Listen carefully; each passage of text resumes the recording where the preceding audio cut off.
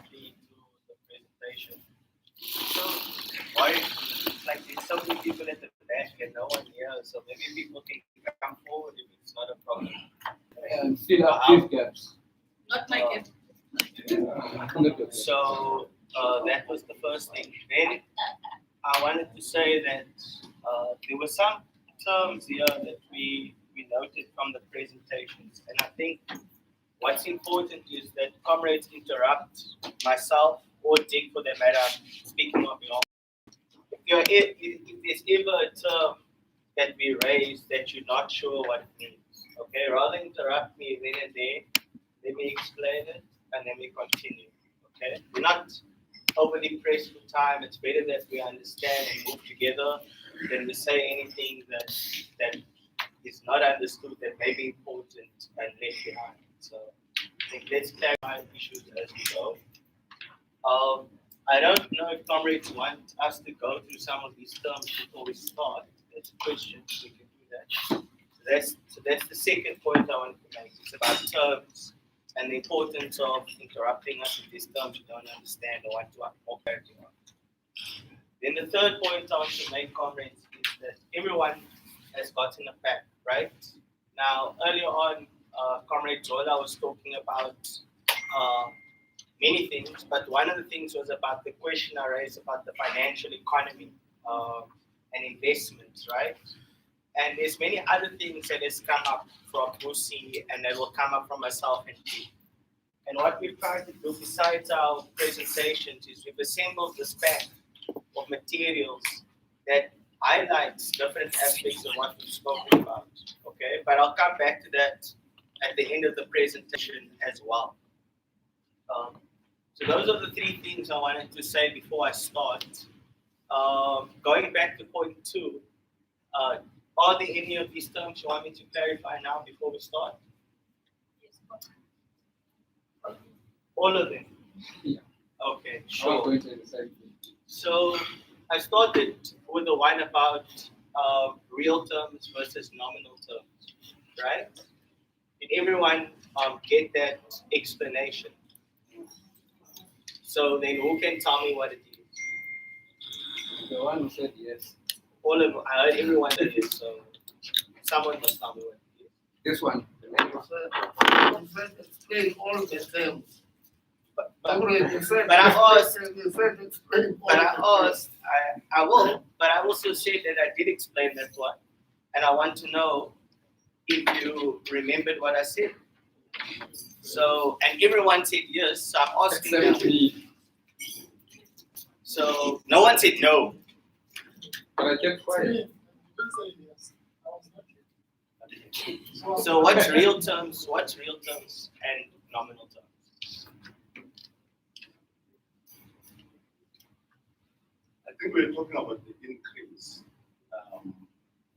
in terms of the spend, expenditure, social spending, which can be both in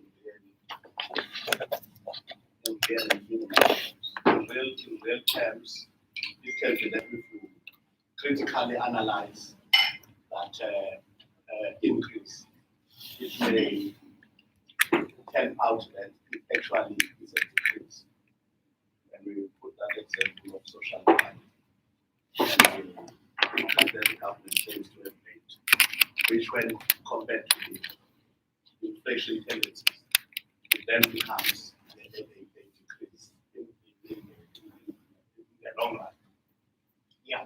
So that's how it came up. It's in the context of spending and in relation to the grants. And as you say, real terms is what you can actually buy with your money. In simple terms, what you can actually buy with your money. So if you increase something with 10 Rand, what does that 10 Rand mean in terms of the increasing costs in the country? The food you buy, the electricity you pay for, transport costs, as those things increase, inflation or those rising costs, is the 10 Rand the same as that increase? If the 10 Rand's level of increase in percentage terms meets the increase in the rising costs, that's the question. And what you can actually buy. So that's real versus nominal. So basically, what we are to give effect to our current phenomenon, actually the issue that the government has not increased salary is wrongly phrased. In fact, government sort of has decreased our salary. So the argument which we're going to come to in a bit in the presentation is that actually public servants have got above inflationary increases across the board. That's the argument by government and by business. Okay, and I'm going to come to that again in the presentation. So what that means is that the argument is that everyone's wages in the public sector has been going up at a rate more than inflation in real terms. So you're getting real increases is the argument.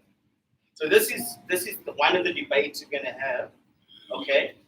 And it's gonna go throughout my discussion, and I'm sure it'll come into this discussion when we talk about in real terms and in nominal terms. So comrades, it's an important thing, and it's something that you want to add to that, Vicky? Yeah, one thing. Nominal comes from the word that means name, to the name, engegam, to the name. So if a public servant had 4,000 or 10,000 rand in monthly salary in 1 year, and then there's a wage freeze, and then the goods and services sort of increase in prices with 5%, then in reality, the 10,000 rand in year 2 is only 10,000 rand engegam, to the name, nominal.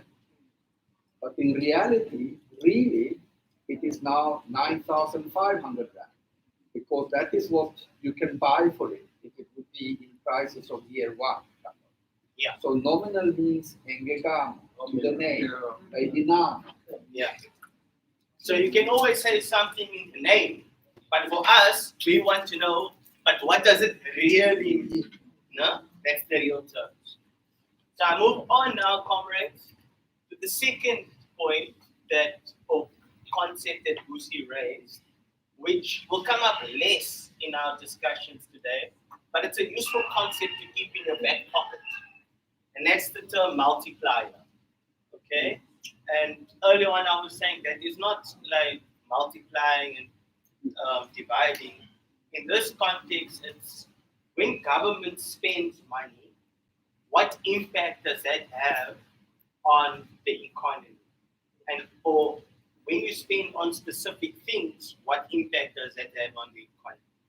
Now, there's some arguments that would say that if government spends, for example, on, let's say, grants, okay, so you're giving people money, cash, directly. So that spending one to the grant means that people who will have the cash will buy goods, right? And through that process, they pay value-added taxes. Through that process, they also have demand on goods in the country, which means that there's workers that have to produce those goods and so on. So that, in a way, can stimulate the economy. Okay, we're going to come to that word again, stimulate. So you can get back taxes through the VAT, and also through the spending process, you can spur or stimulate productivity. Okay, so we're saying that by government spending, it can almost get money back through the spending process. There's a multiplier effect. Similarly, we say that if government invests in infrastructure, particularly, let's say, housing or transport or energy, investing in these types of goods, infrastructural goods, will have long-term societal and economic benefits as a multiplier effect. Okay? That's the second term. Is it clear, comrades? Yeah. Multiplier.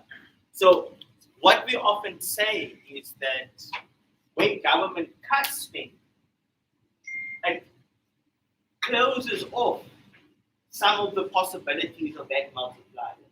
And invariably, you can lead to a contraction in the economy or a shift in dependence on debt to be able to make up for the declining consumption from government. In the pack, there's an article by Chris Malakane, just 2 pages, that speaks about this type of dynamic. So comments can have a look at that afterwards, and it's quite a useful article that speaks about what will happen as a result of the cuts in government spending that we'll see, besides the impact that we can be talking about in terms of the public sector. So then that comes to the 4th term or concept, which is, we actually missed one. Well-spent stimulus. So it's in relation to the idea of the multiplier. So first of all, a fiscal stimulus means, what is that in actual meaning? What does that mean actually? It means that government is increasing its level of non-interest spending, which comes back to the first term, which I didn't explain. And non-interest spending is all government's budget that it puts on goods and services, excluding, as well as for it's a well-spent stimulus.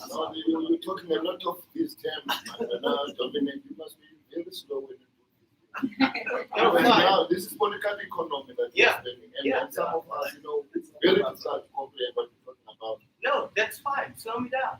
It's Yeah, important that's that why I'm slowing it down. I won't even start this until we Yeah. get these terms right. Yeah. So I'll start again. Because this guy actually doesn't understand what is stimulus. You have to start there.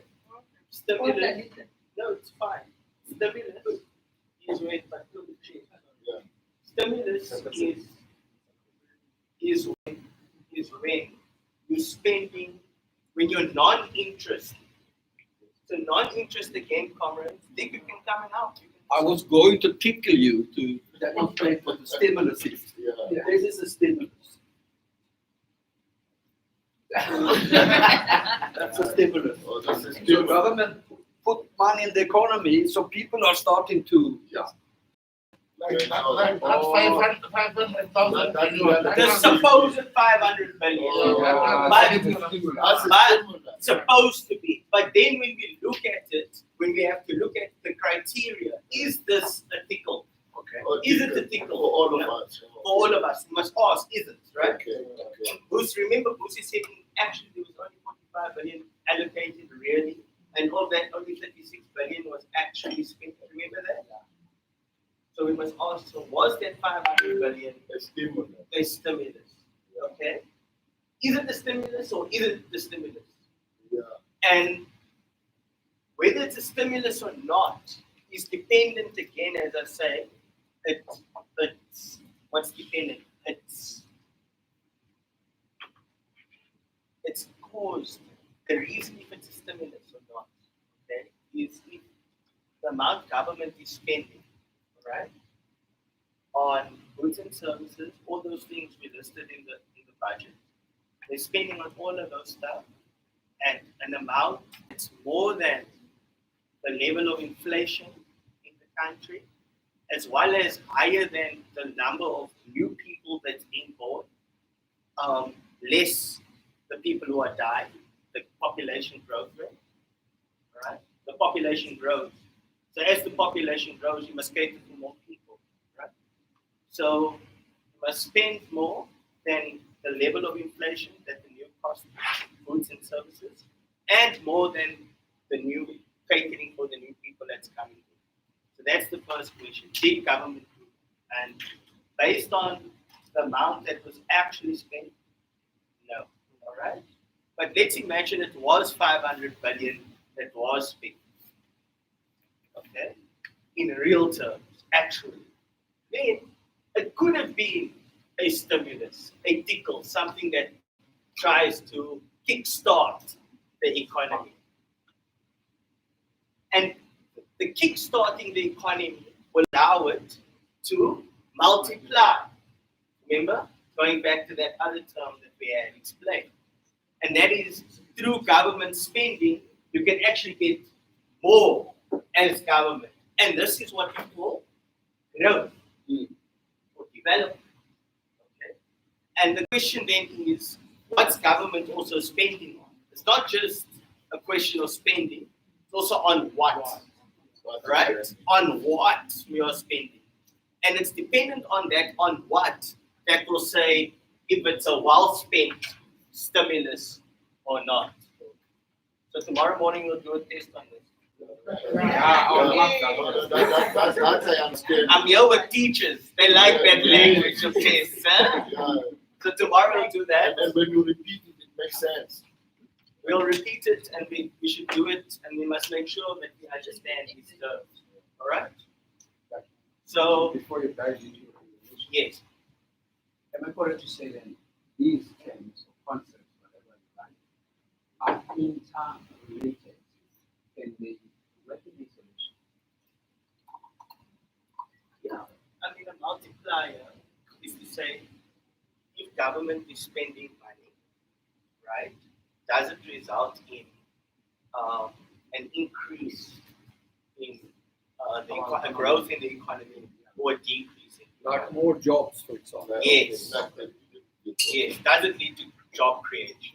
Does it lead to inequality reduction? Does it lead to redistribution of wealth? Okay. A well-spent stimulus in its own would be to say government is spending more than the rate of inflation and more than population, and through that spending, we can see that there's an increase in job creation, a reduction in inequality, and a redistribution of wealth. So that would be the definition of a well-spent stimulus in and of itself. Dick already explained nominal terms. It's in the name.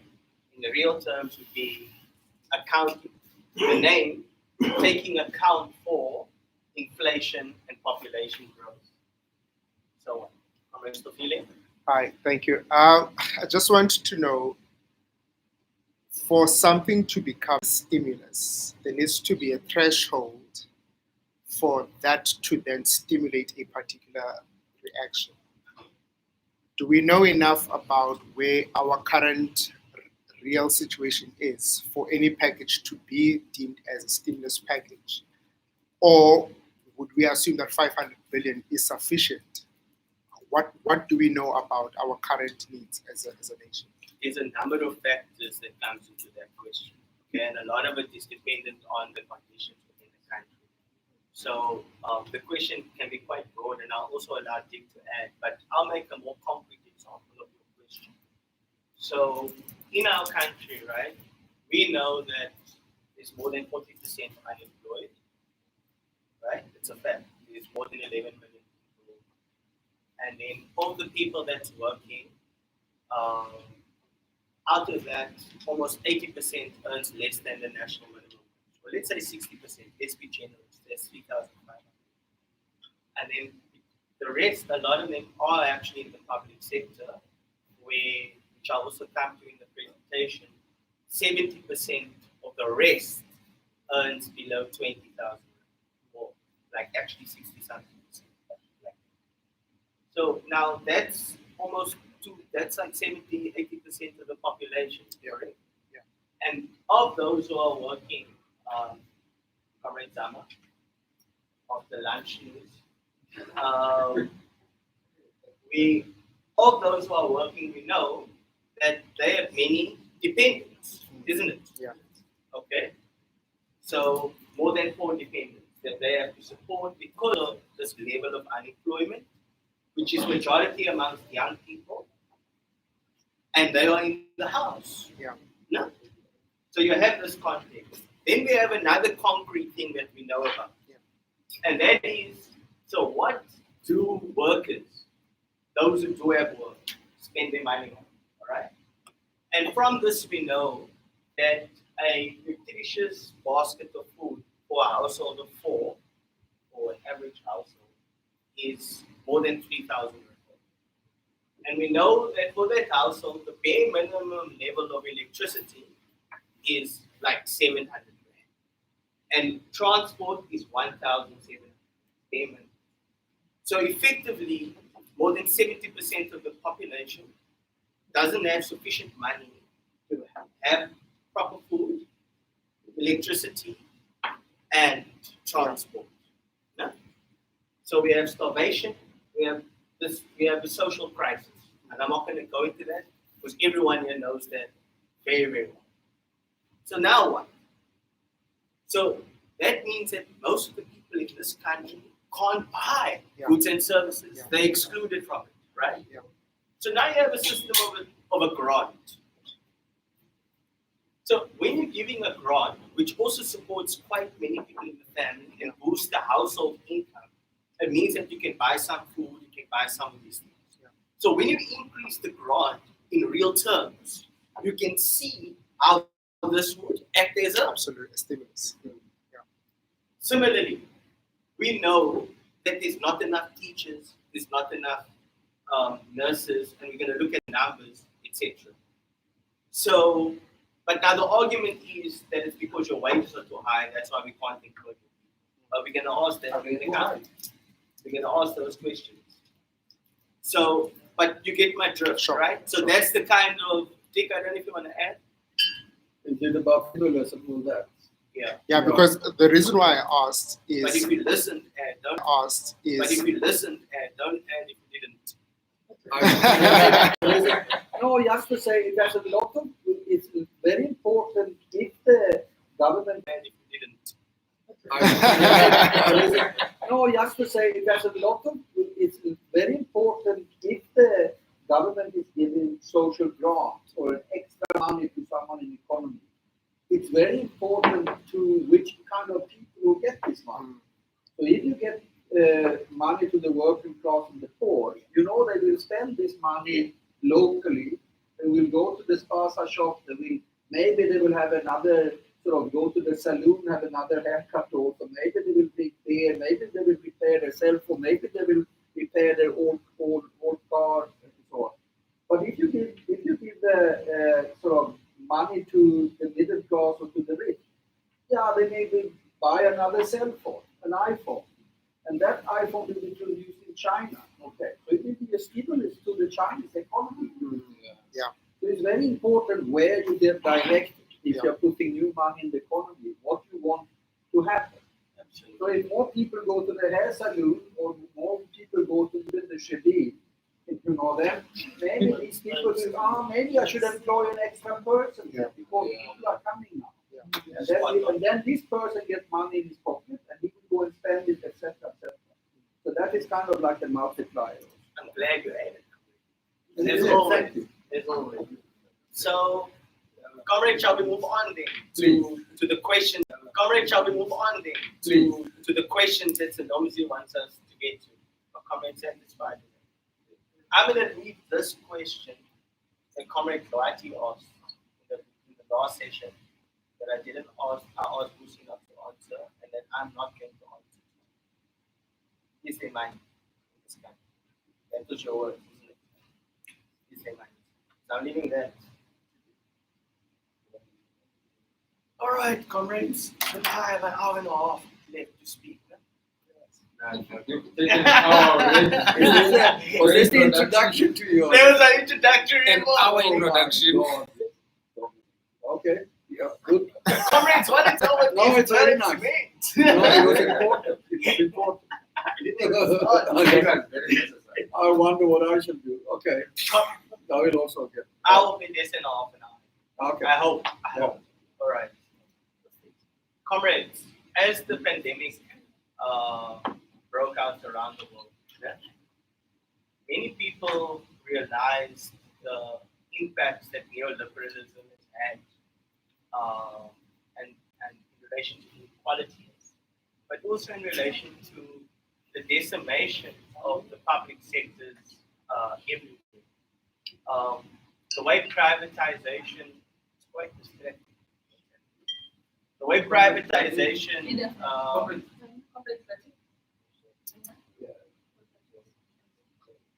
the way privatization,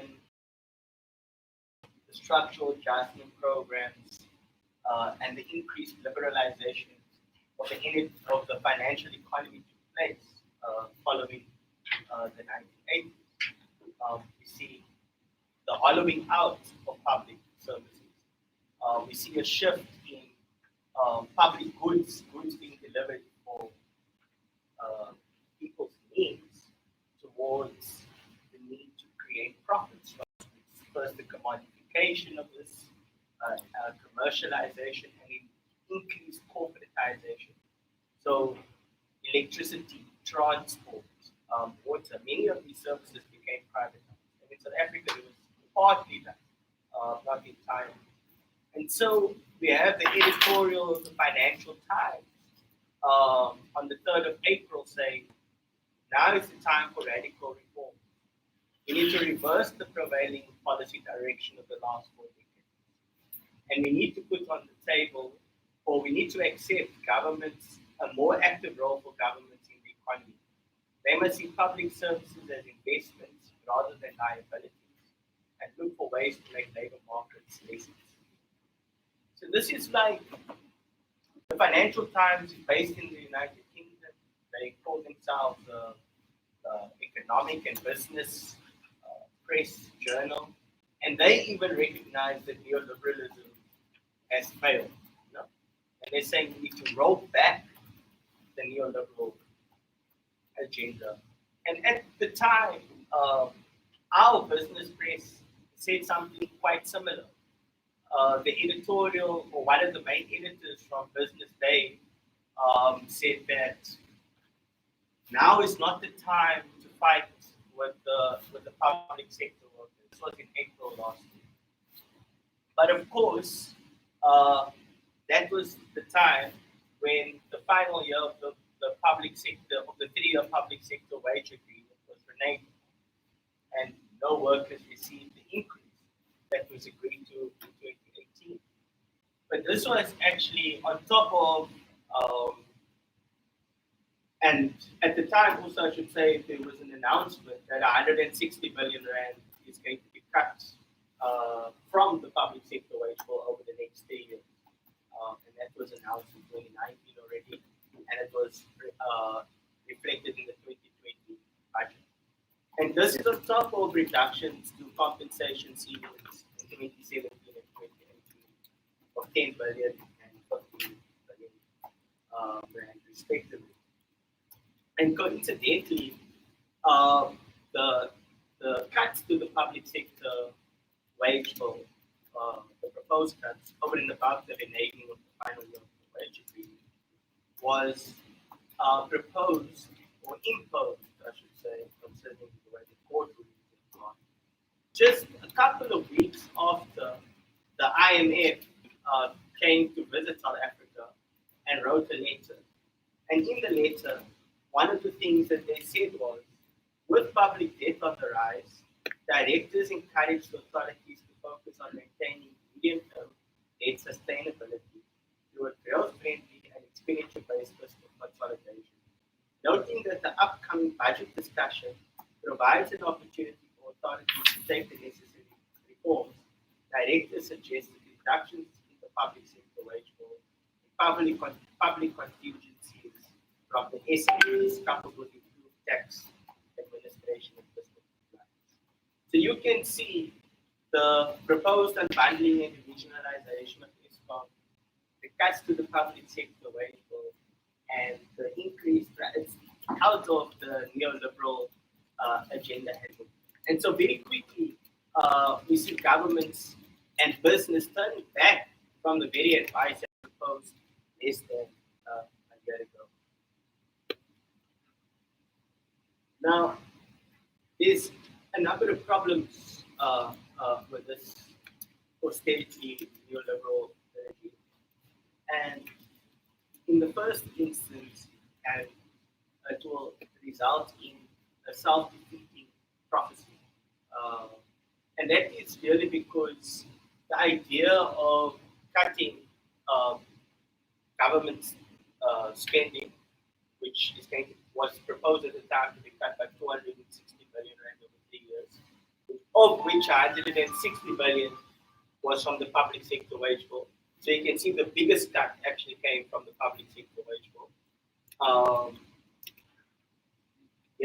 So what that means is that you're reducing government spending, So you're not thickening the economy at all. It will reduce in size, right? Now, this is all in the name of, as the IMF suggests, reducing government's debt ratio, first to reduce the size of the debt. So, what does this mean? What does this ultimately mean? Is that when we look at debt is measured as a ratio of debt to the size of the economy. Okay, so even if you are increasing the amount you're paying on debt, but you're decreasing spending on the other sides of the economy, you're reducing the size of the economy, and so the ratio of debt to the size of the economy will actually invariably grow over the long run. So this is a self-defeating strategy, and that's why many people were calling for stimulus. And so this is what you see. You have consolidation, fiscal consolidation, which is reducing the amount of spending, which is the languages you hear from the finance minister Mboweni in the budget speech, etc. And the comparison or the alternative would be a well-spent stimulus. Okay? And that's why we say austerity is the medicine. The medicine is actually going to kill the patient. And that's quite important because we have to consider this question in the context where we have a crisis in the health sector, right? Not only because of COVID, but which predates COVID. And in early 2020, even just before, around about the time of the pandemic outbreak, there was a release of information to say that just under 40,000 vacancies exist in the public sector, in the public health sector alone, right? And a study in the center by the National Department of Health and indicates that by 2025 we need to have an additional 97,000 workers in the public sector. This would cost an additional 40 billion rand. So if you're cutting the wage bill over the next 3 years, how are you going to fill those 40,000 vacancies or get the additional 97,000 health workers that's required? So that's actually more than 100,000 posts that needs to be filled, right? Now, then we got to look at in your packs is what government's response is. And you will see there's a circular, a memo in the Eastern Cape that puts a moratorium on employment. No more hiring of health workers in the Eastern Cape. And what do we know about the Eastern Cape hospital? They are collapsing. So it's going to get worse, comrades. In education, we have a similar problem, even by government's own accounts. I'm not sure if you heard what Lucy read, but it may be worthwhile to say it again. And that is no compensation growth of 0.8% per year. That's in nominal terms, comrades. That's not accounting for inflation. Over the medium-term economic framework, that's just over the next 3 years. Combined with early retirements, will reduce the number of teachers. This, coupled with the rising number of learners, implies larger class sizes, especially in elementary schools. This is expected to negatively affect learning outcomes. You teachers, you should know this. Government is saying this themselves, comrades, in the budget. So you agree with that? So on basic education, in the budget, I think it's page 41, we can send it to you. Low compensation growth of 0.8% per year. And then I'm saying that's not including inflation and that doesn't account for population growth. Over the medium-term economic framework, over the next 3 years, early retirements will reduce the low compensation employment growth plus early retirements will reduce the number of teachers. When you put this with the rising number of learners, which will mean larger class sizes, especially in low-fee schools, the majority of schools in the country, this is expected to negatively impact learning outcomes. This is from David. So, Then we have a guy who crunched the numbers for us. It's Dr. Dick Force. And he took, what's important is not the spreadsheet, what's important is what I'm going to tell you now. All right? So government is expecting the wage bill to be a certain amount for the next year. Okay? X amount. And from that we know how many workers are in the public sector now, right? And there's an average increase, nominal increase in the wages of workers that relates to medical aid increases. So it's not zero across the board. Okay? So when you then look at that increase with the number of workers in the public sector, it gives you X amount, right? Or let's say Y amount. Now, when we look at the amount that government wants the budget to be, and if we look at the level of the budget to be, and if we look at the level of increases, that nominal increase by the population growth, for the year 2022-23 and the year 2023-24, what we see is that the level of cuts is not made. There is not sufficient cuts. So we have to then look at the average, how much cuts is still needed to be made, and divided by the average wage in the public sector. Okay? And then that gives us a sense of how many people's jobs need to be lost to be able to make sure that the wage bill equals what government's proposed wage bill is. Shall I say it again? I don't know if we want to add to that. No, I mean, you can't, it's too small now. Maybe it's because my eyesight's getting No, it's too very old. But so what you can see from the budget, and maybe you have people in the office who, or you yourself can use Excel and so on. You look at table 7 in the budget review, at the back of the budget. The budget review is kind of like quite a thick publication. And then you see that from 2020 to 21, it's a growth of the wage bill of 2.11%.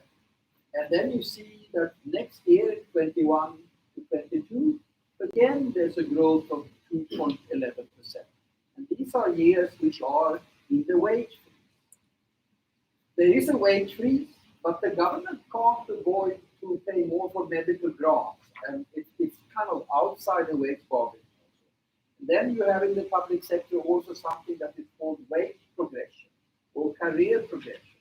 So someone who has been an assistant nurse become a nurse, or someone who has this position get a higher position, and then immediately they will become a wage increase. So you can see that the government has budgeted this from year 1 to year 2.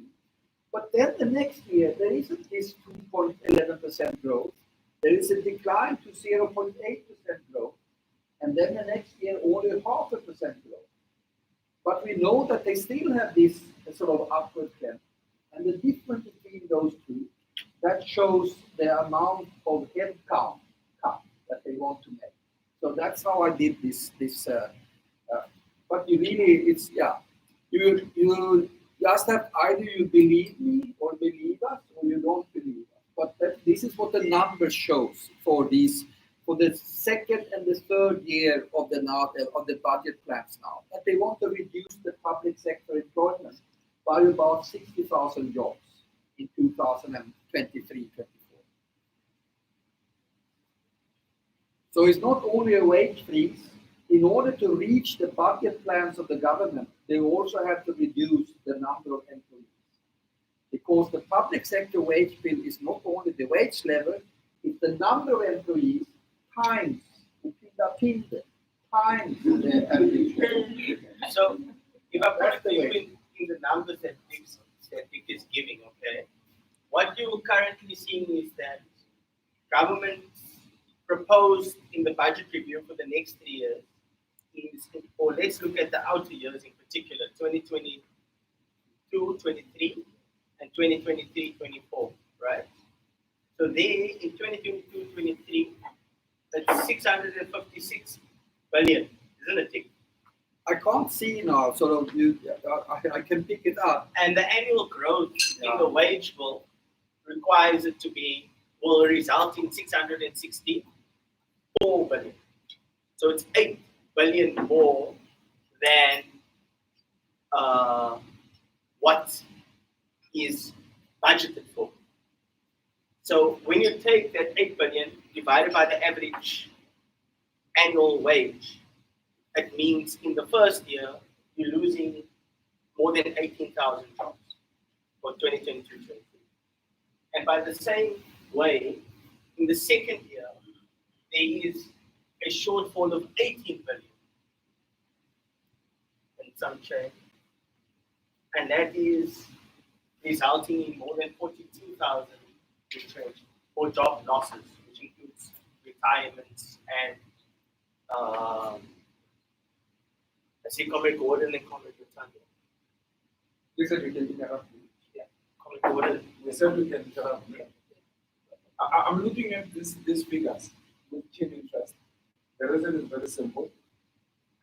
I'm looking at talking about 60,000 that we lost in the public sector. But at the same time, I just want to know, because while we are losing those 60, I realized that our government has come up with another strategy of getting assistant teachers.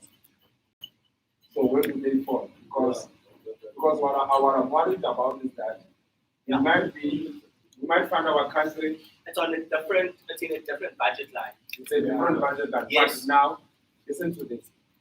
Are we not anticipating? We must begin now to think properly because we know our government.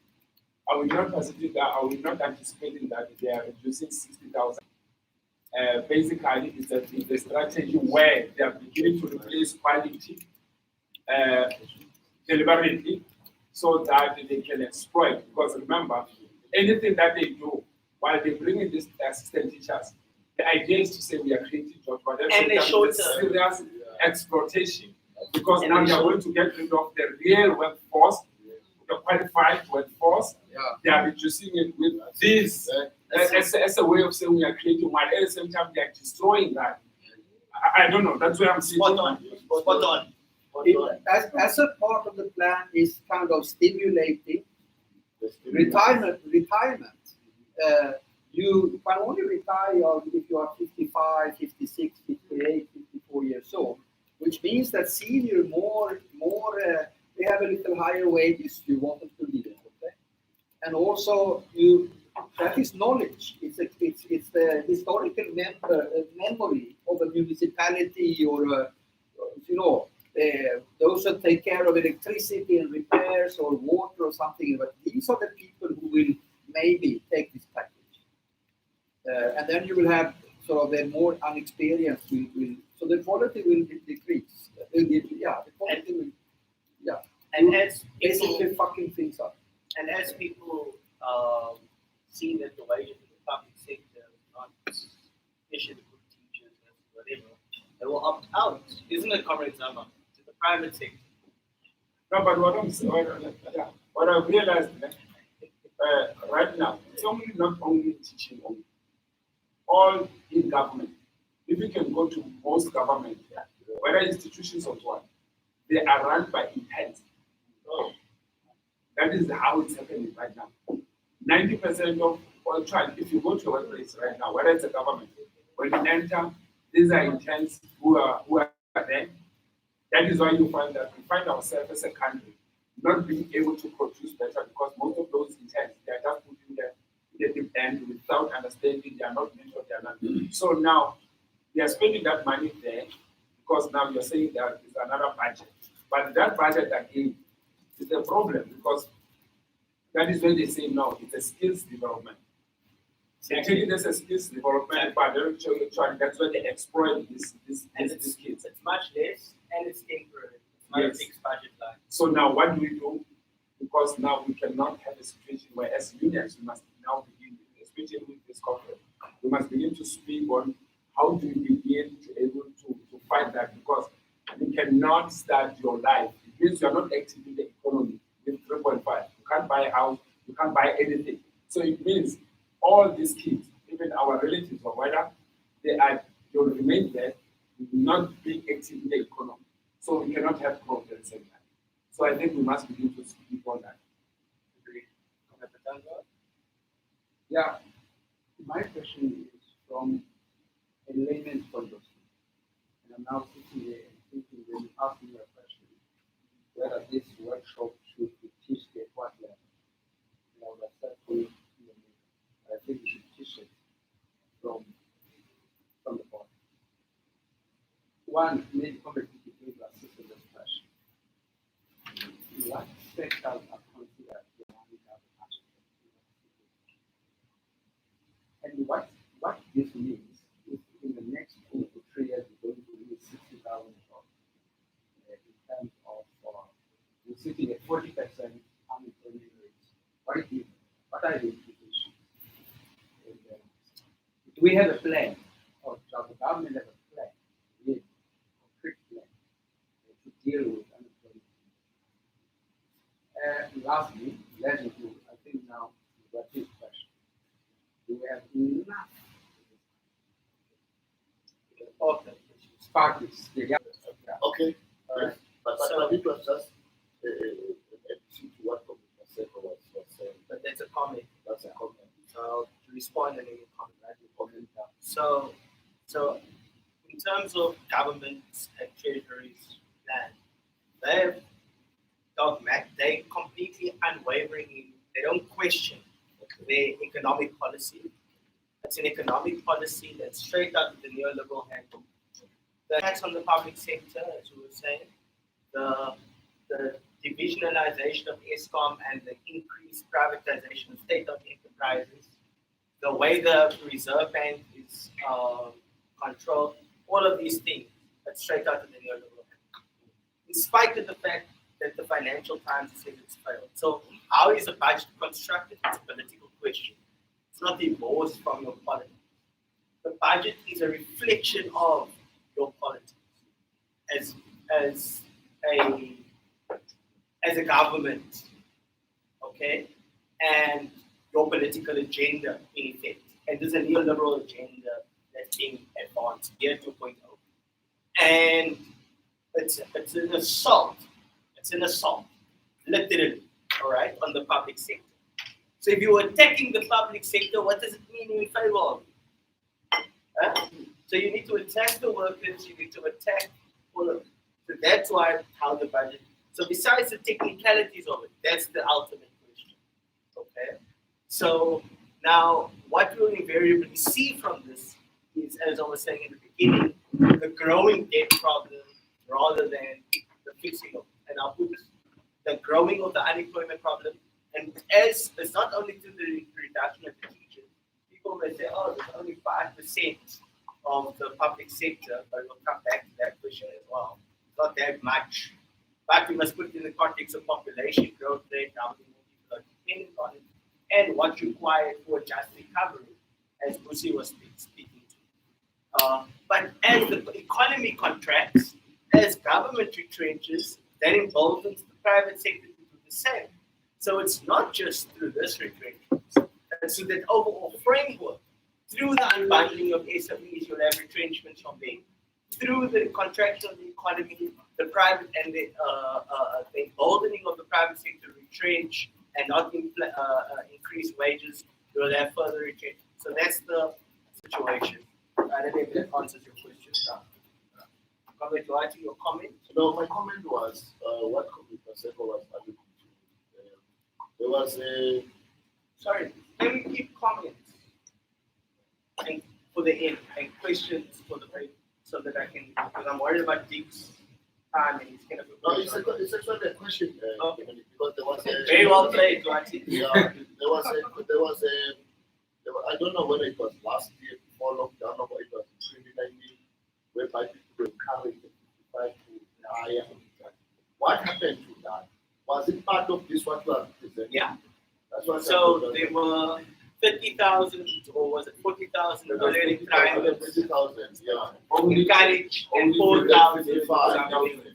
Only 3,000 applied for that. Yeah, that was in 2019 budget. So already there they tried it. So that's the history of this, and it's related directly to that. Oh, You know, it's actually linked and to it's a that. continuation of the strategy, and it's actually an intensification of it because that was coming But the retire question, the early. question is, what happened?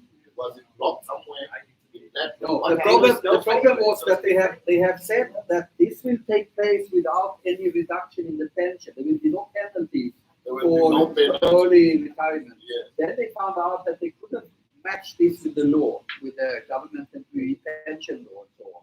So there was much fewer people. I will get lower pension. So they couldn't convince enough people to do it because of that. Because of the How they will of the deal with it penalty. now, I don't know. But If only 3,000 people are opting for it, and there was more than 20,000 on the table, they saw shit. This well, it was is not working. 30,000. It was 30,000. This is not working. Whatever the amount is, okay, there was a large amount that they wanted to push, and they weren't able to achieve it. Only a small amount opted for this. So for them, this wasn't a viable strategy going forward to reduce the size of the public sector. So therefore, and this goes back even from 2017 to 2018, as I was saying initially, but they started to reduce the compensation, they introduced the compensation ceiling budgets. So the ceiling for compensation increased by 10 billion in 2017 and 15 billion in 2018. And then it was the introduction of the early retirement scheme. After the early retirement scheme in 2019, they said, no, we're going to reduce the public sector wage bill by 160 billion For 3 years. for 3 years. Then in 2020, on the 15th of April, it was the reneging of the public sector wage agreement. And then in the 2020 medium-term budget policy statement, there was additional cuts proposed for the outer years of 2024-25. I think that increases the total public sector wage cuts to over 160 billion over the next 3 years. I can go back. I can't remember the exact detail. Maybe Dick can actually. Do you remember? No, not really. I mean, I've been going on for a while, but I mean, this about the plan, the budget plan for reduction in public sector jobs with 60,000 when this 3-year period is over. I think it is, and we have pointed this out to COSATU and to other unions at workshops in this Zoom conference, like 2, 3, 4 times. And I think now I will try to just put it in a public article and so on. Because, as you know, maybe also Salipso, but you are not a part of this wage bargaining now. Because you have not the right to do it. But they have put forward a demand that all the vacancies in the public sector should be filled. Very well. But they are not going public with the. How can they sort of push such a demand if the treasury and the government want to reduce the because one very one tool they use to reduce the headcount is of course that when someone quits for whatever reason, you don't replace that person. That's how they are. That's how they. People are always quitting, changing jobs, so they get sick, they die, they retire, whatever, and you don't replace it. And that is what happened in the public health sector, for example. But the unions have not gone public with this, and it makes me crazy because it's also almost like a way of fooling the members. So the members think that the unions is fighting for replacing all the vacancies. But in reality, they are facing a demand from the treasury to reduce employment in the So the vacancies, of course, will not be filled. But it's not public in the debate. I'm really pressed with time. It's like an hour in, and I know I'm going to be. But I'm wanting to speak here by 4:15. But we want to open up for discussion. No, we want no discussions here. People should just sit silent. Can I proceed, comrades? Because I think there's a lot of stuff that I need to. Let us take note of what you raised and then raise question after you. Please.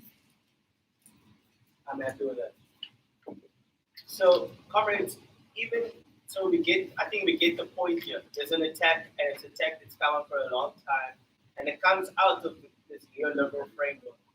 And then what's interesting is all the kinds of recognitions and acknowledgements that Treasury and various people from the economic cluster give as to the impacts that this will have. So not only did they make reference to the low compensation in basic education. But here again, we see from the Treasury Director General Dondam Mokujani, another acknowledgement where he says, and listen to this, public service employers should be fairly remunerated, but government is obligated to balance its wage bill with the broader needs of society. Nonetheless, he says, reductions of this magnitude will inevitably have negative consequences for the economy and social services. But these short-term costs are necessary to put the country onto a more sustainable footing. So they argue this in spite of the fact that, as we arguing, it's not going to do that. And this really takes lead from a similar perspective from the business press or Business Unity South Africa, who commissioned a report from a company called Intellidex. And they argue that South Africa must address three interlinked but distinguishable problems with respect to the public sector payroll. And that is that payroll costs are too high, that public costs are rising too quickly at more than inflation, and that public sector employment is increasingly unproductive. It's not adding value to the economy. And so what they said was, essentially what would be required is for government to take a cold hard look at its functions and decide which adds the least value. Then it would invoke the provision of a Section 189 Act of the Labour Relations Act and begin the consultation process mandated for retrenchments based on an employer's operational needs. That's what they propose. So, comrades, then the question is, so what's really happening in the public sector? Okay? And then what we see is that since 1995, now currently it's claimed that there's just above or about 1.3 million public servants, which means that since 1995, it's been virtually no increase in the size of the public sector. When in 1995 there was 1.2 million, 1,269,000 public servants. So that's a marginal increase. Now consider the fact that the population has grown tremendously over the period. Gives a sense of how few public servants there are. There was a massive retrenchment drive in the late 90s, early 2000s. Yeah. And then even though in 2005, 2006, up to 2007, there was an increase of about 200,000 workers. Since then, since about 2012, there's not been a real increase in the size of the public service. In 2012, there was 1.26 million. In 2009, there was 1.26 million public servants. So since 2009, about 40 to 70,000 additional public servants. That's over the past 12 years, which is remarkable. So then we look as well at the size of our public sector as a percentage of the population, as I was indicating, following on from the previous slide. And then if you look at the public sector in middle income countries, that's about 6.8% as the size of the population, and this was in 2010, all right? And ours, when we measure ours, the size of our public sector as a percentage of the population, just over 3%, which means that ours is more than half the size of the average middle income countries in many instances we are at. The rest of Africa's size of the public sector is 3.9%. So ours is even lower, the size of the public sector is even lower than the rest of Africa, where less resources generally than we do. But of course, many people realize it's not the size of the public sector that's the problem, right? We know that there's all this amount of vacancies. Even by government's own accounts, I was saying that the National Department of Health says there's more than 40,000 vacancies, and a further research that indicates that 97,000 additional posts should be filled over the next couple of years. The comrades aren't happy with the policy. We're working on. No. But they are saying that instead the problem is that people are being paid too much in the public sector, and that the wages in the public sector has been growing too quickly. So then I tried to look at, okay, so how is the wages distributed in the public sector?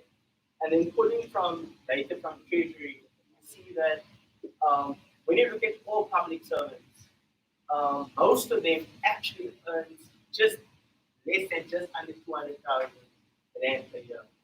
And then the ones who do earn the more than that are generally the last percentiles in the OSD, or particularly doctors, and then educators generally earning between 200,000, but not more than 400,000 per annum.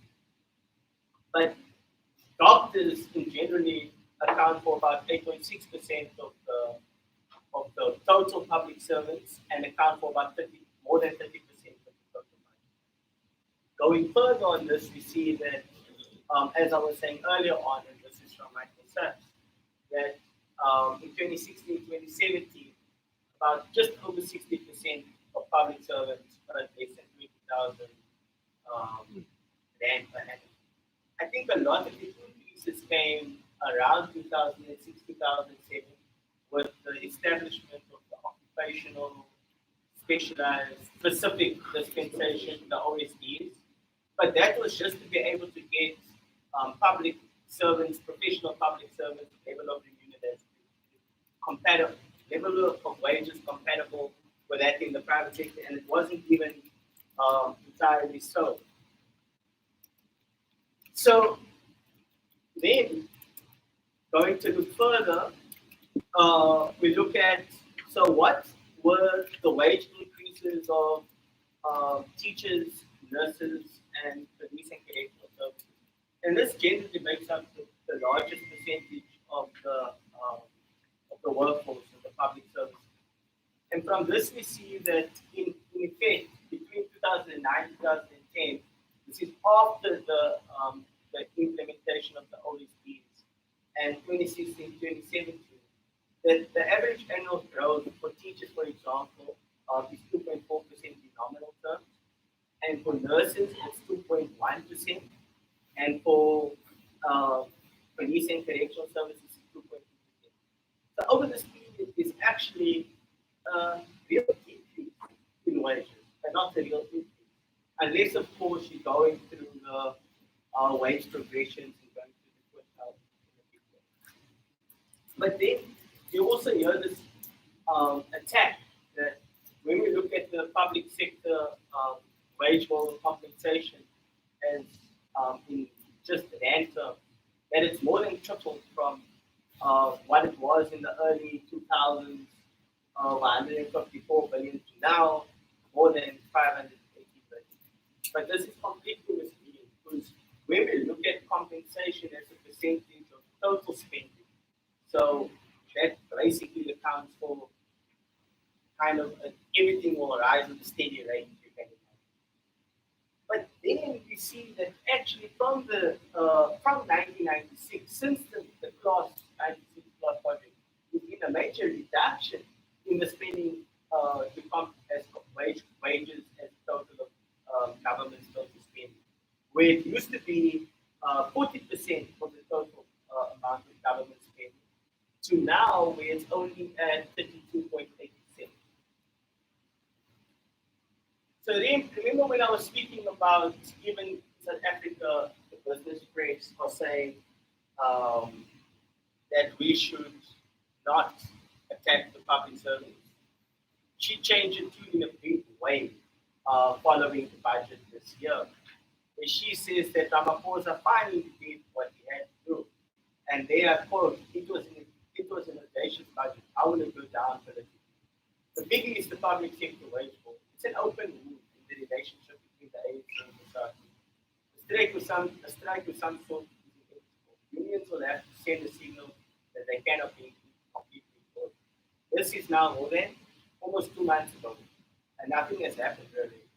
she said that the most militant of the union is Nahau, and that they may do something.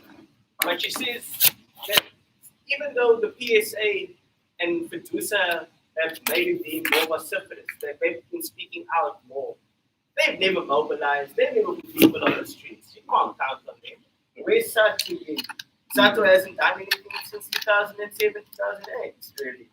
So she says that even if Nahau does do something, don't worry. Ramaphosa, Tito, you've done the right thing. They're not going to respond. That's the challenge that she's put forward to do.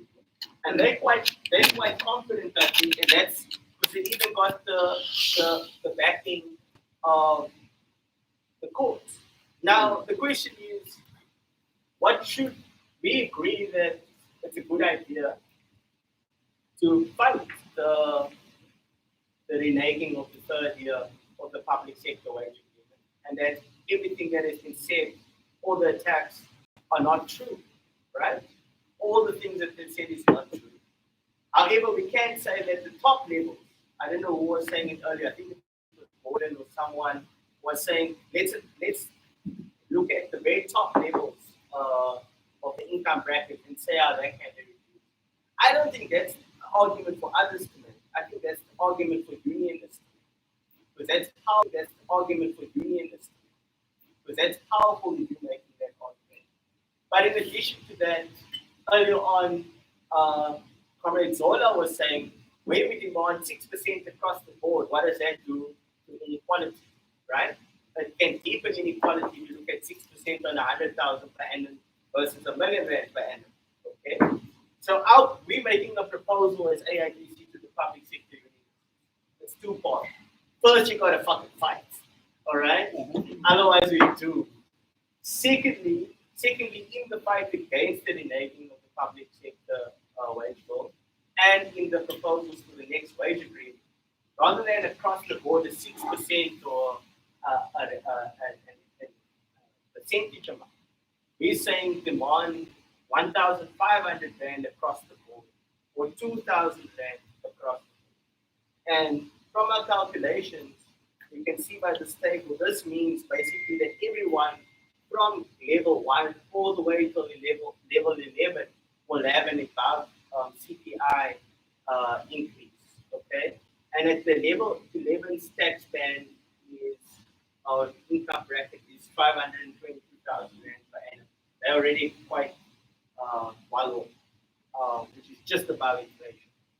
This would cost just over 30 or just under 32 billion rand this year, okay? Which is less than the proposed 36 billion that is being cut from the public sector wage bill. So this year can be a proposal that can be taken forward that could even win the support of the general public if it's not just put in the context of protecting wages and work, but in terms of what you need for the public service. And that it's not just who's going to teach, who's going to be the output.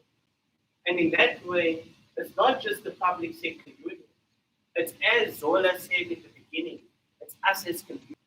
And in that way, it's not just the public sector union.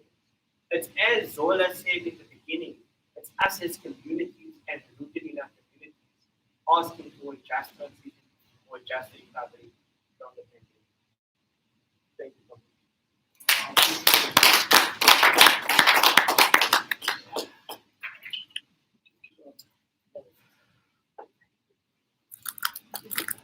Can I run?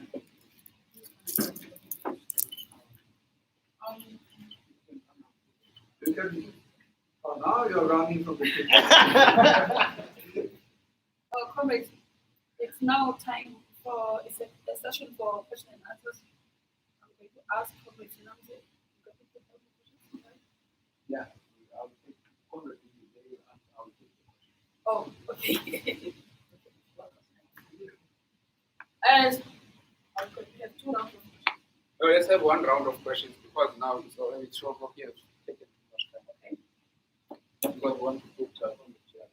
By the show of hands, Comrade,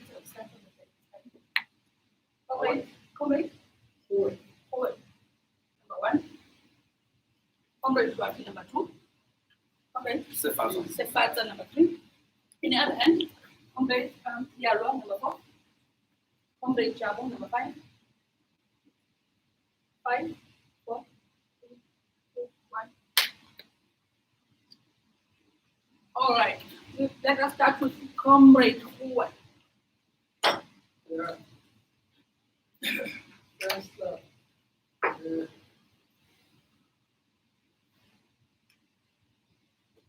I will not wait for you to check. No, Comrade.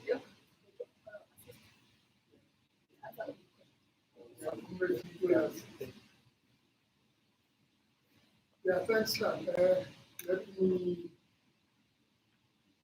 welcome and appreciate the presentation of the community. Oh, please thank you. You know, on the real issue that affect us as public sector. Now, I've been listening carefully from the beginning about what actually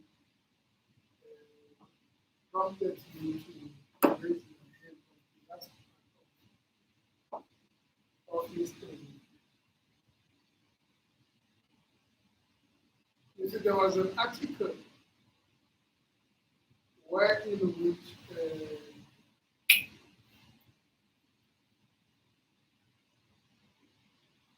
Mozambique once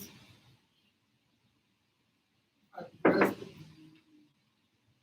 the business community of South Africa to say they mustn't want to invest in South Africa. They have the backing of a progressive what happened in that understands the dynamics and the challenges facing making business in the country.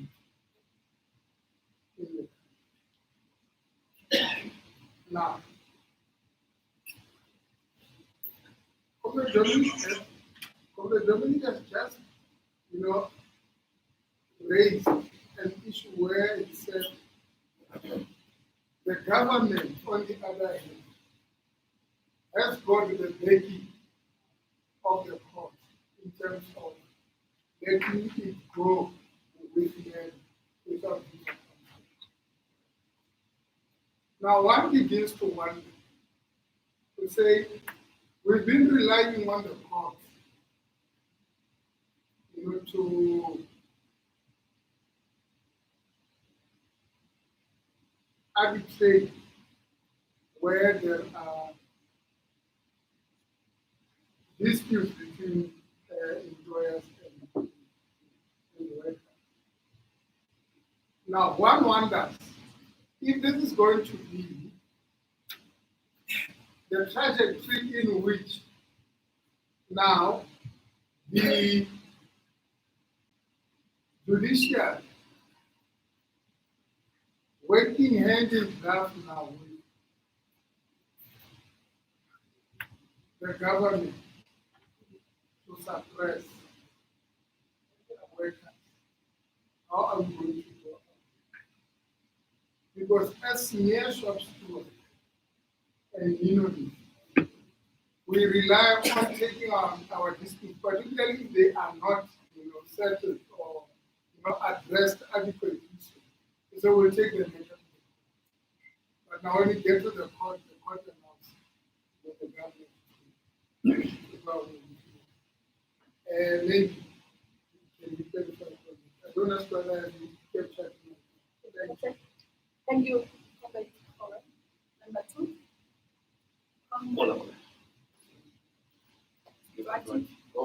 All right, thanks. Comrade, it's painful to be a public sector worker. And I think you dealt with a lot of blow. We've been listening to you. And I think what Comrade Busi mentioned was that the public sector was is a scapegoat. And I think Comrade will also alluded to that as well. There was I think it was in 2009 I'm still corrected. Whether it was 2007 or 2009, like when Aidc was still the president. Right. And then there was the Minister of Public, I don't know what, but Fraser Monike. She introduced the occupation-specific dispensation, which was actually improving the system in terms of the pay processing and all that. Now, I heard Comrade Zola say the pay progression now in the banking term is now going to be used to pay. I don't know whether maybe that is something that we maybe need to know more. But the question I'm trying to find out is what is going to happen now with what is really happening with this government? The occupation specific is going to be put aside. And then what?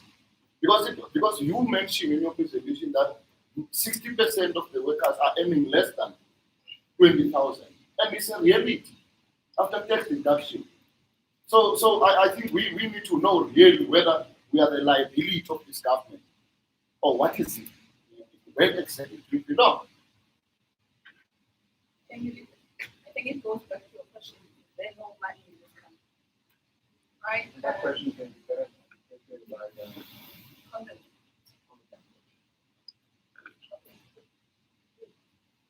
Number 3. Thank you, Comrade. I only have 4 questions. Oh. Hopefully you will have Only. 6. Yeah, only 4. Let's try and shoot straight to the question. Yeah. You showed us the figures of bloated cabinet. They normally say it's bloated. Even some economists, they normally use that weight when they want government when it pays money for civil sector. They gave us a sense of 1.2 plus for 1995. And at that time, the population growth was around 40 million plus. Now we are sitting at 56, close to 60. And we are still, the difference is there. I don't see much difference of growth in public service. So I want your view on that one. Or based on the research that you've done, is there a bloated public sector in South Africa? That's question number 1. Number 2, when we're talking about issues of inflation and inflationary, whatever, you touched on the issue of central bank. Central bank, Reserve Bank, Central Bank. I want to get your opinion on this one, based on the research that you've done, or what is your take on it? Should it still remain being owned by the shareholders, private shareholders as it is, or it should be nationalized as some in the political side are proposing that one to say, let's move away from this one of private individuals owning it, let's nationalize it. I want to get your view based on the research that we've done. Which model will be better for South Africa? Because honestly, this inflation is killing all of us. Number 3, goes back to the issue where Gordon was talking about. When I think that he touched on this recently on his interview, the issues of the higher echelons of government. He said those people, they are the ones that are suppressing us at the lower level. He said even if there is no salary increase, their salaries are in the region of 2 million, 1.8 million, they are not going to be affected. It's going to be me and you on the ground who are going to be affected by this non-increment. So now he proposed that if he was a president, he would slash their salaries by half. That's what he said. But I want your view on that to say, do we pay our DTGs and DGs a lot of money? Because the wage gap between us and them is very huge. I also want your opinion on that one. The last one, the issue of the courts. I'm a little bit worried, comrades. I will tell you the truth. If unions are going to lose this case at the Constitutional Court, there is no way we are going. The whole process of collective bargaining will collapse. We will still go there, they will come with the court judgment. We will still go there and negotiate, they will say, no, this is the court judgment. So my view is that from where you are, if we can't win this one, you will still see the process of collective bargaining still breathing in South Africa. Thank you very much. Thank you, please. Safasa. Okay. Number 4, Comrade Dero. Yes, Comrade.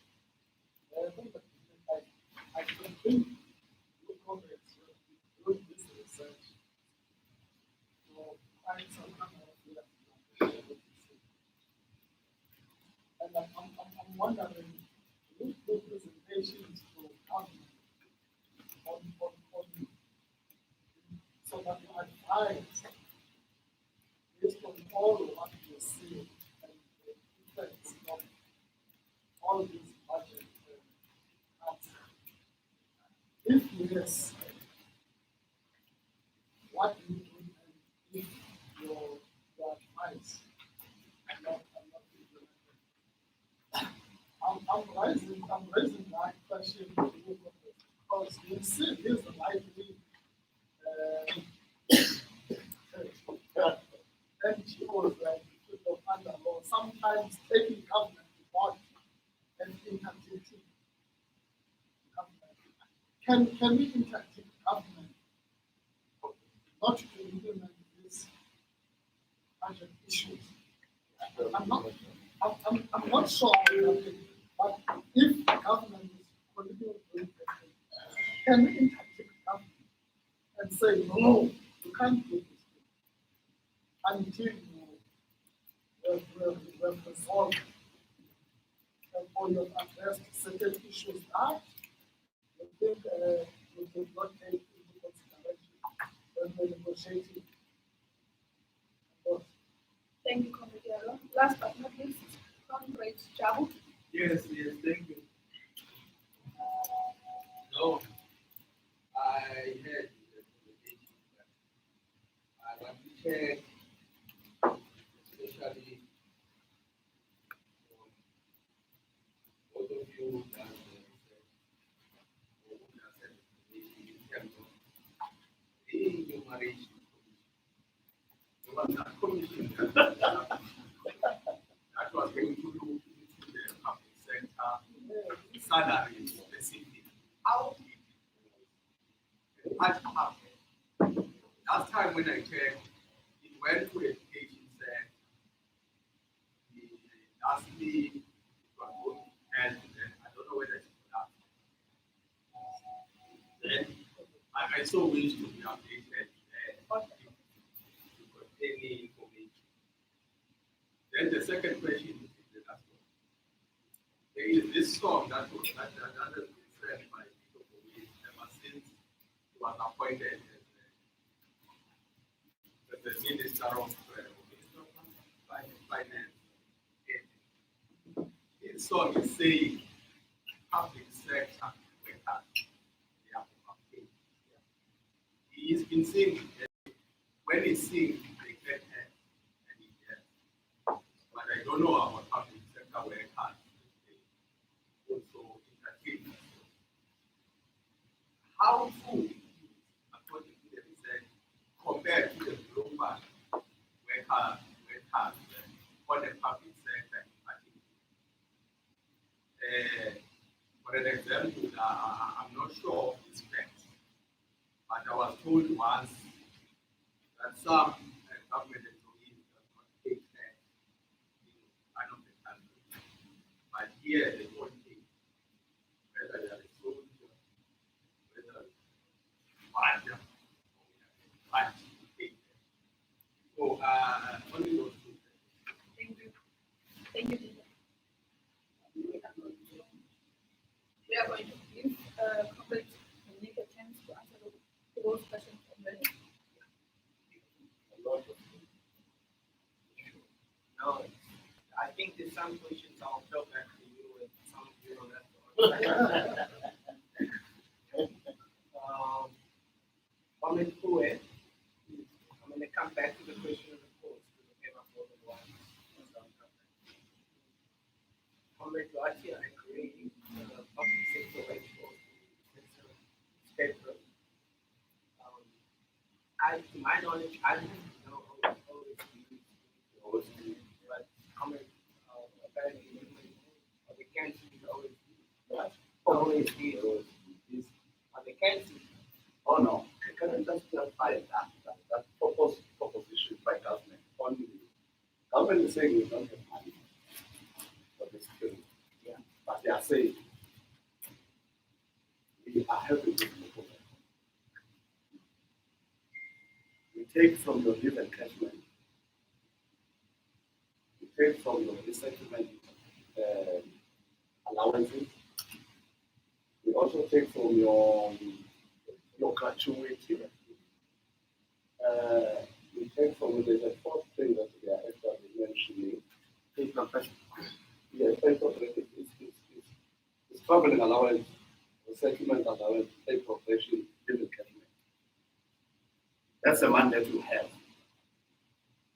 So now because we don't have money for you, that money totals to 9.6 billion. To tickle you, we will divide that by 1.3. It's gonna be 3.1%. Once off gratuity payment. That's the only thing we have. Yeah, Your own benefits, that's a way. yeah, it's your own benefits, you know. So, but once you take that, forget until you die about It's coming back. settlements It's and- coming back, Yeah. yeah. But But it's nothing to do with the OSD. Yeah. Nothing to do with OSD. But the question is if they take the pay progression. Pay progression is linked to IQMS. Over time. Which is the what you call the IQMS application. The integrated quality management. Yes. Are we going to, as educators now, be forced to do that? But if they take away pay progression, which is linked to IQMS, and now it's called QMS, what is going to happen? I think that question is a question for later regulation. So it should be taken to No, it's just an open question. I'm not expecting any answer from this, but it's a question, maybe part of the research that we are doing. No, maybe what we should do, it's a very important question, a very good question. Pity that we are not at the council. We should find a way to send it for to those who are in the okay. Or as a from the are you going to answer it? Yes, Okay. the question is what is going to happen? The answer is the unions that were there yesterday already selected. So it's not something that is there. Not going for, not going for. Yeah, we don't need to worry about it because it's rejected. Can we get this proposal straight up? Time to make, share with you. Well, we can share with you. Then maybe we can Get make it it taken clear further. part of what Commissioner said in terms of the foundation and funding. We can see what has to be. Yeah, we take note of. Then, Comrade Safatsa, lots of good questions, right? So the first point to make, which I completely agree with, is that based on this graph, size of the public service is obviously not low. And I think most people can obviously make that deduction quite easily, as you correctly point out. We had just over 1.2 million people working in the public service in 1995. It's just over 40 million people. Now we have close to 60 million. It's only 1.3 million. So obviously, that's not the problem. I agree with you. The argument that most people are making, and not most people in the mainstream media now, because the main thing that's going out is that it's not the size of the public sector, it's the size of the public sector, it's the age also. Here you can see again from, let's see, these 3 points here. See those 3 bullets? It says payroll costs are too high, payroll costs are rising too quickly, and public sector employment is increasing in Africa. That's the main argument. So it's not about the size of it. Now then the question is, okay, so all public servants pay too much. Now, in the public, I agree with you. Now I think it's a yes and a no. I think that when we look at most of the grades, it's under all grades under most of the public services earning under 20,000 per month, right? Now, but in a South African context, now let's just say that if you are earning more than 3,500 rand, you're getting a good salary. So in that context, it seems high.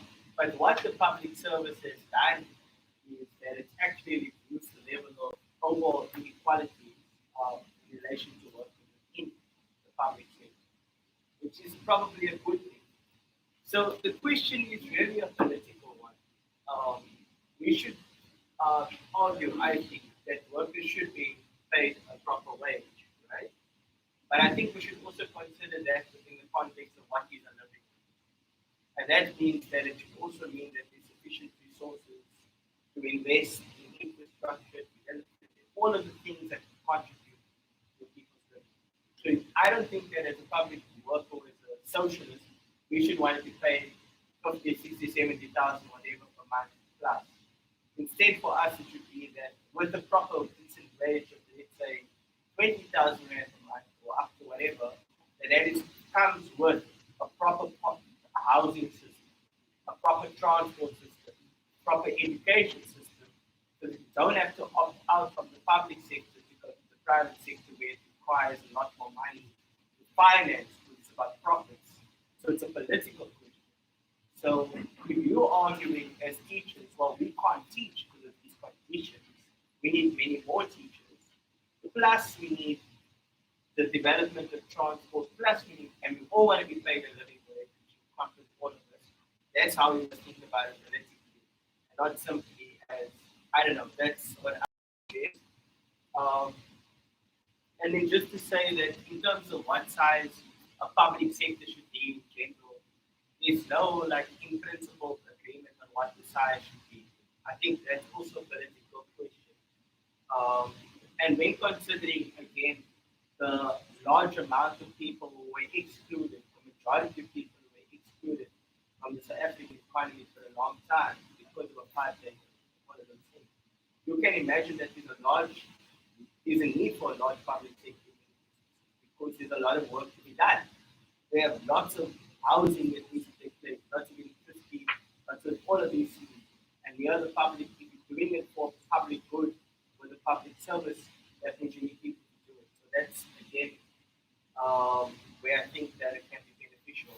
Lastly, on how much a public worker should be paid, in my opinion, is a political opinion, is that it should probably take into consideration the broader context. So if you're public, if you have mass unemployment, public sector workers are dependent on a large level, large numbers of workers. I think not just demanding high wages though, but also demanding employment strategies. So the government invests in real job creation possibilities. Sorry, I hope that answered your question. Then the next one you asked about was the South African Reserve Bank. Now, I'm not going to get into the detail of the ownership, okay? But more principled arguments about what it should be doing or could be doing. Now, I think that the Reserve Bank, regardless of ownership, is similarly advancing quite a neoliberal economic strategy, monetary policy. And in this instance, it relates to the idea of needing to attract foreign investors and foreign direct investors into the country, coupled with the need to keep inflation low. So you ended the argument by saying inflation is killing. That's the exact thing they are saying, and that we need to curb inflation by curbing the levels of debt and the debt repayment levels in the country. So government must consolidate the debt so we don't have to pay higher interest rates. Okay, so they want to keep. But domestically, our interest rates are quite high. So I don't know if this is complicated too much. But domestically, our interest rates are quite high to be able to attract these foreign investors.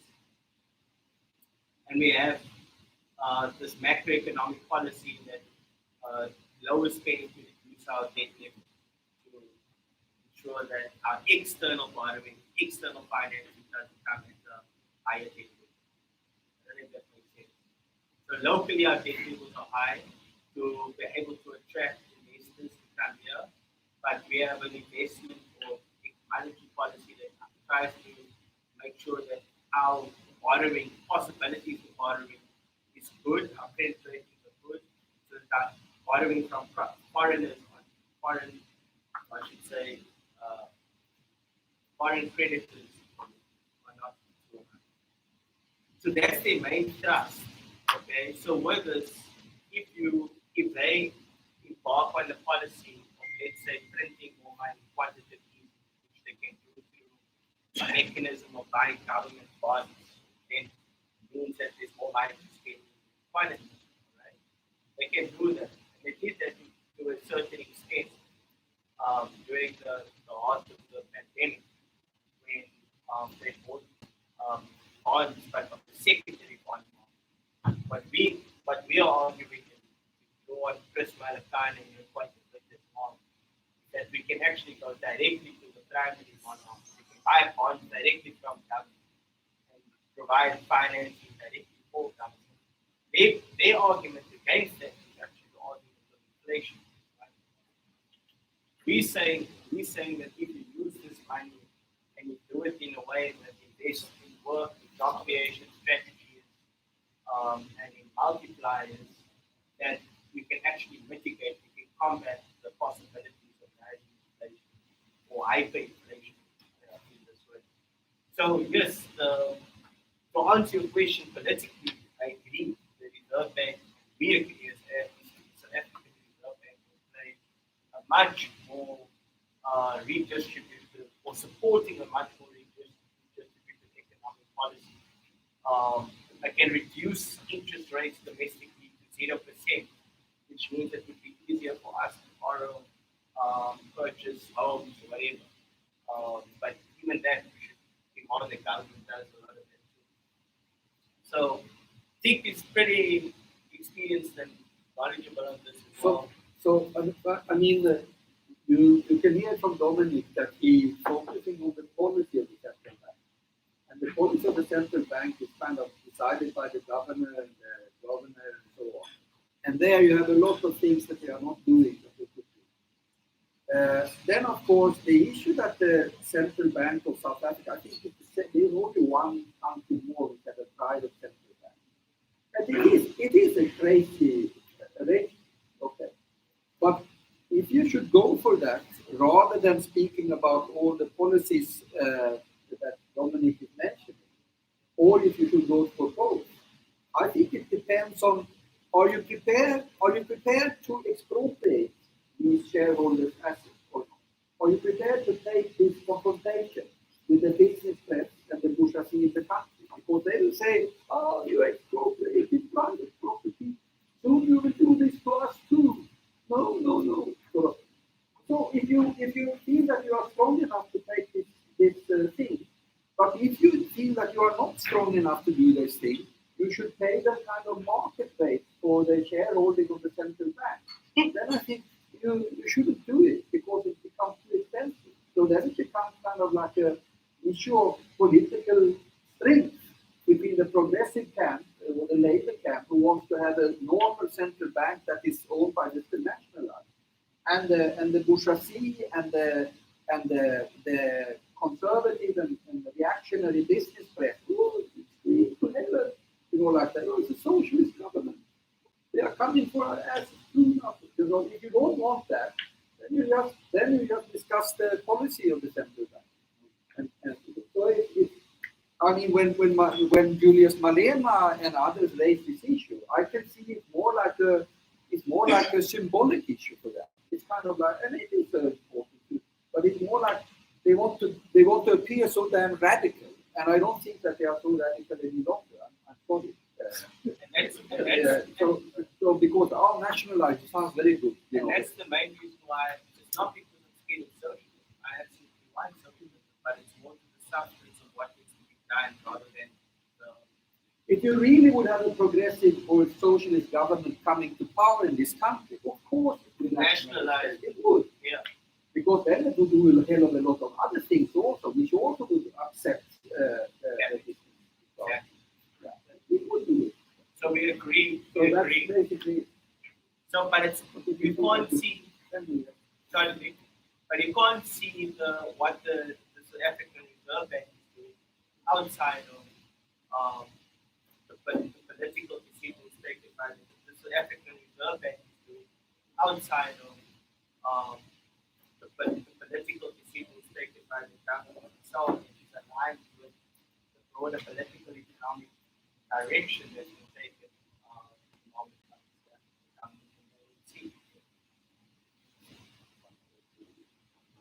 But then, Sapansa, you asked another question.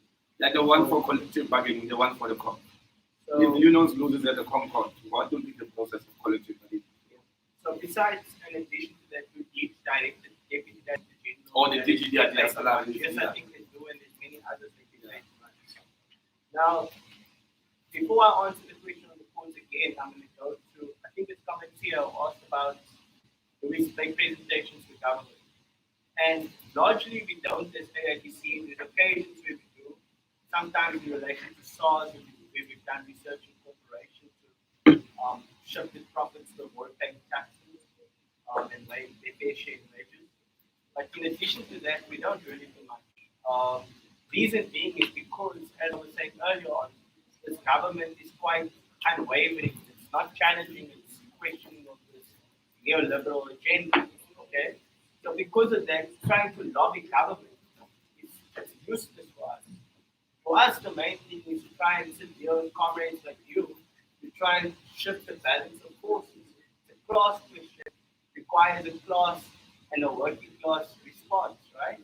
And for us, that's the proposal.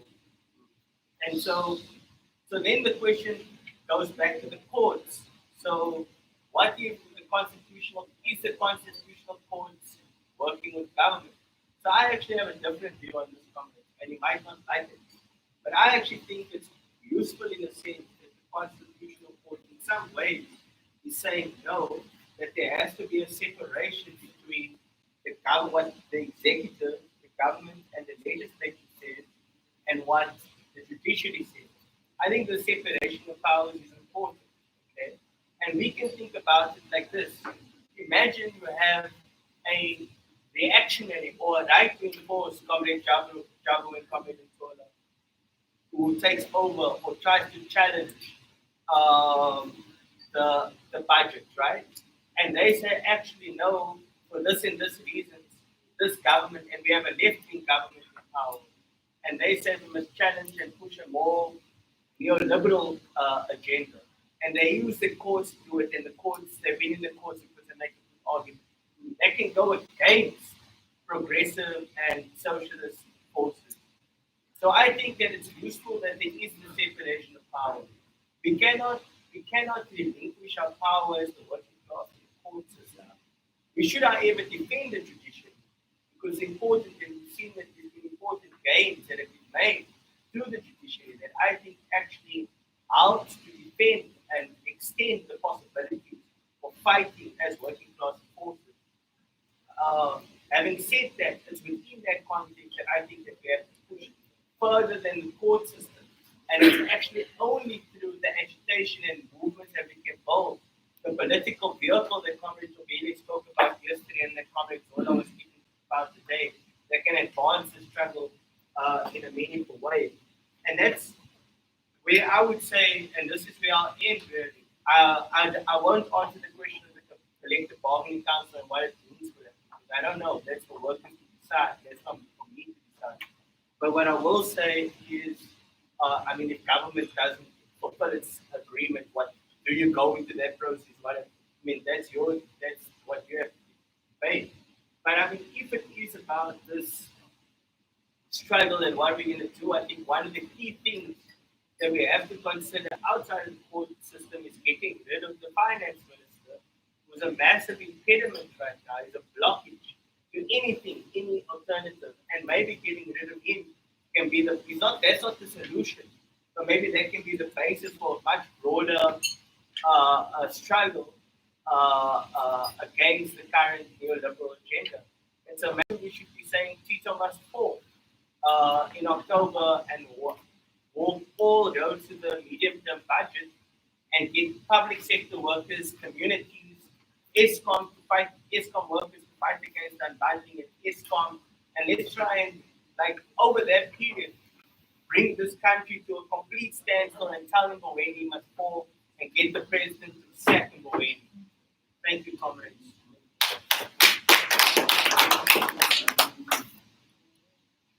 Where is the chairperson?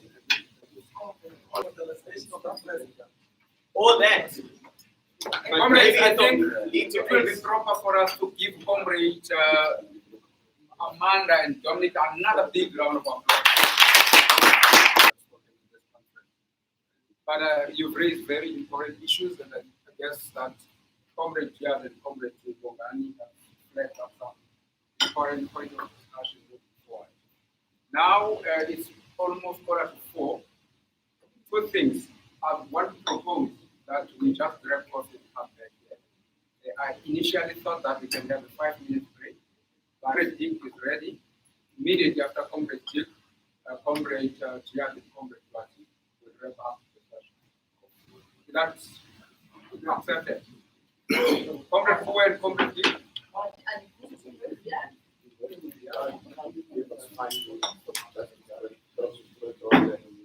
There is a proposal here that I must give you 5 minutes to stretch your legs. Second, yeah. Third, fourth, agreed. Yes.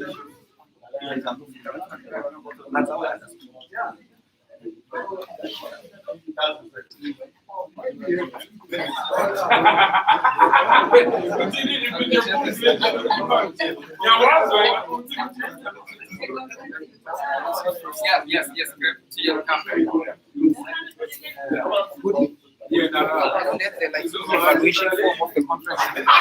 Yeah. But then we'll ask you a lot from you. And it'll have to be afterwards because I can't disturb you once it's running the session. It won't have to be after. Unless it's oh wait, I've got another laptop. Thanks. But then I need the logo. So that is over the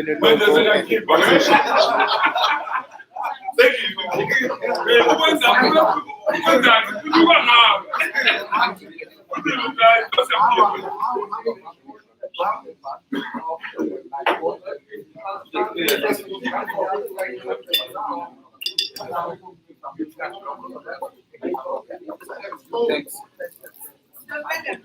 I still enjoy it. I love it. I love it. Higher on. Yeah. Higher on. Trying out. Yeah, that's the same. Yeah. Oh, sorry. Yes, fine. Hola.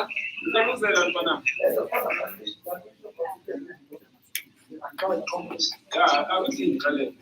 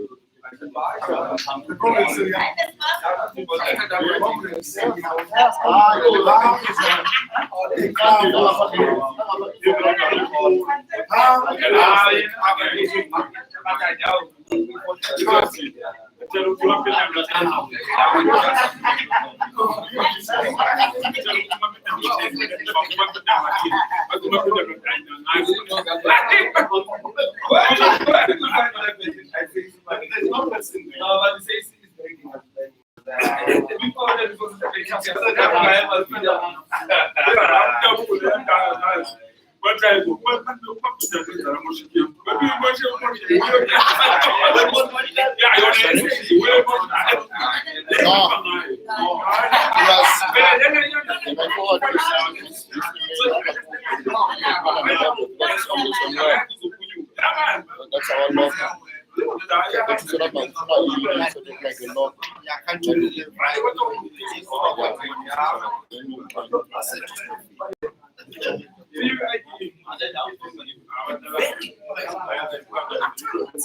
So they do.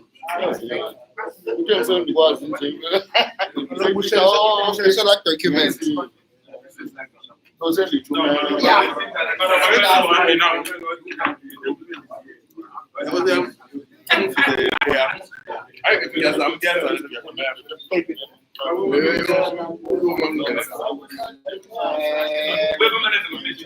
Sebenzise uChrome.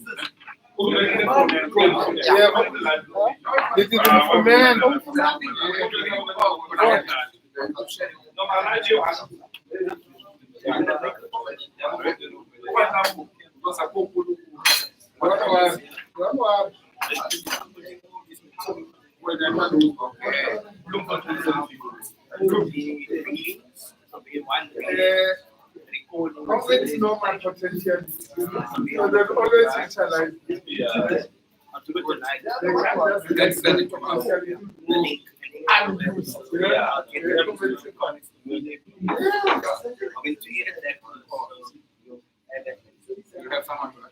Whatever that question you raised.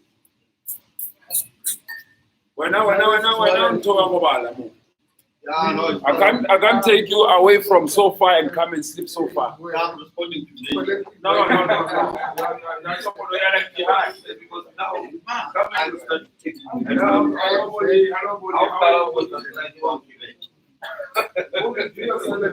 Yes, I'm instructed to introduce you first, and then chair your session. And 10 questions and answers.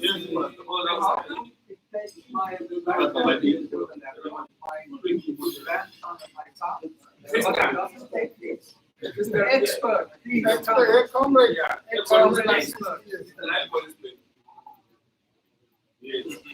I don't want to take you on my presentation. I get to take you on my grandchild. Just drag it across. Drag it. Drag your presentation from your one screen to the other. I don't want to have one screen. Move it to that one. From your one to that one. So it's on extended mode. Yeah, I think there must be sound.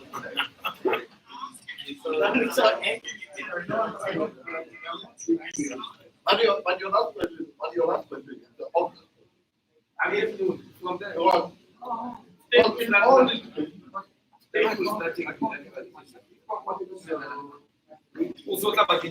It's an obvious question. What?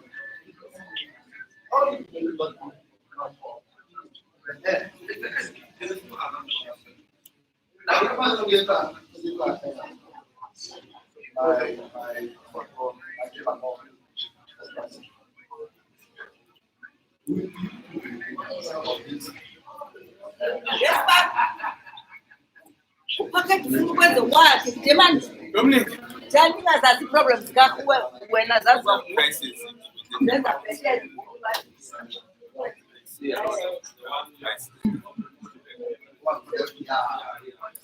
Because if they want to cut the size, how they going to manage it?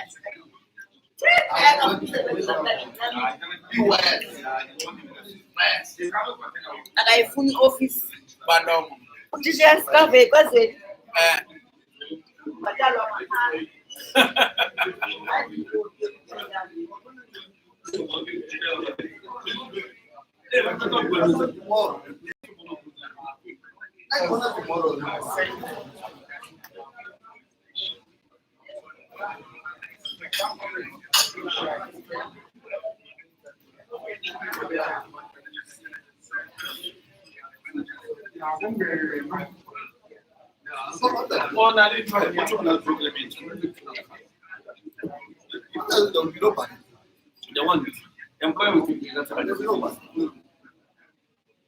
And what are they doing?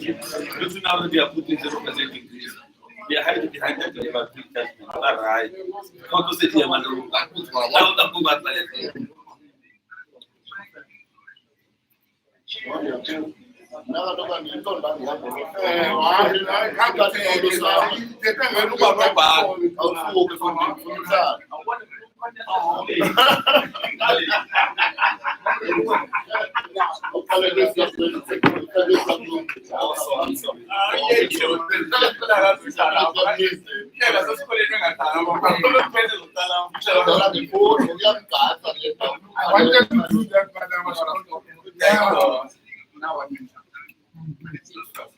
When everybody I like the new style of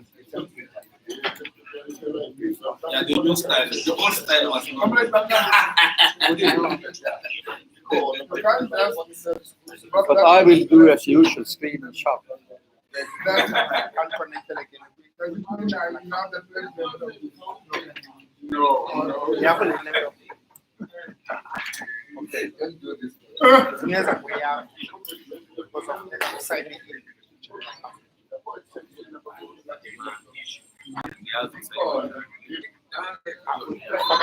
Email address yako.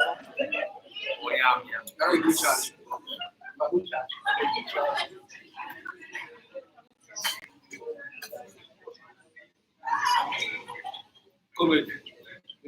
I still have the old. It changed the old program. Or we have the new one. Oh, no, they got one again.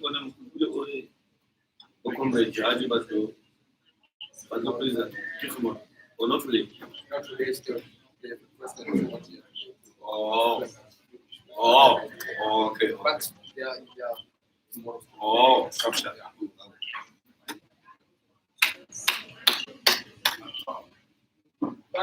Tumelele phone number yako. Let them bring the tea inside Comrade Batan. The number.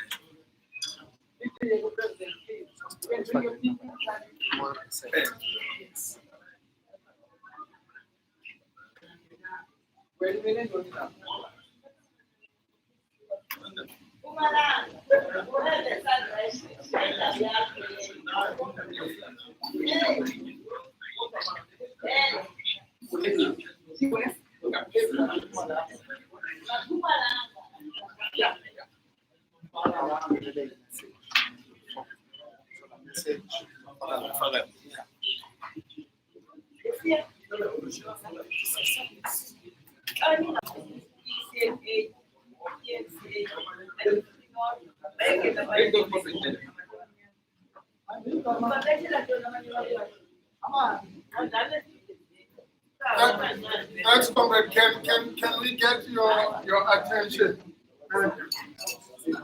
We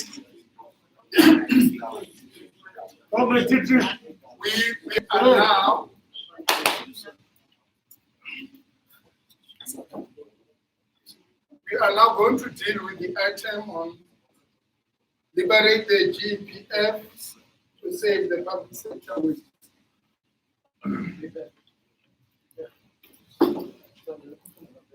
My name is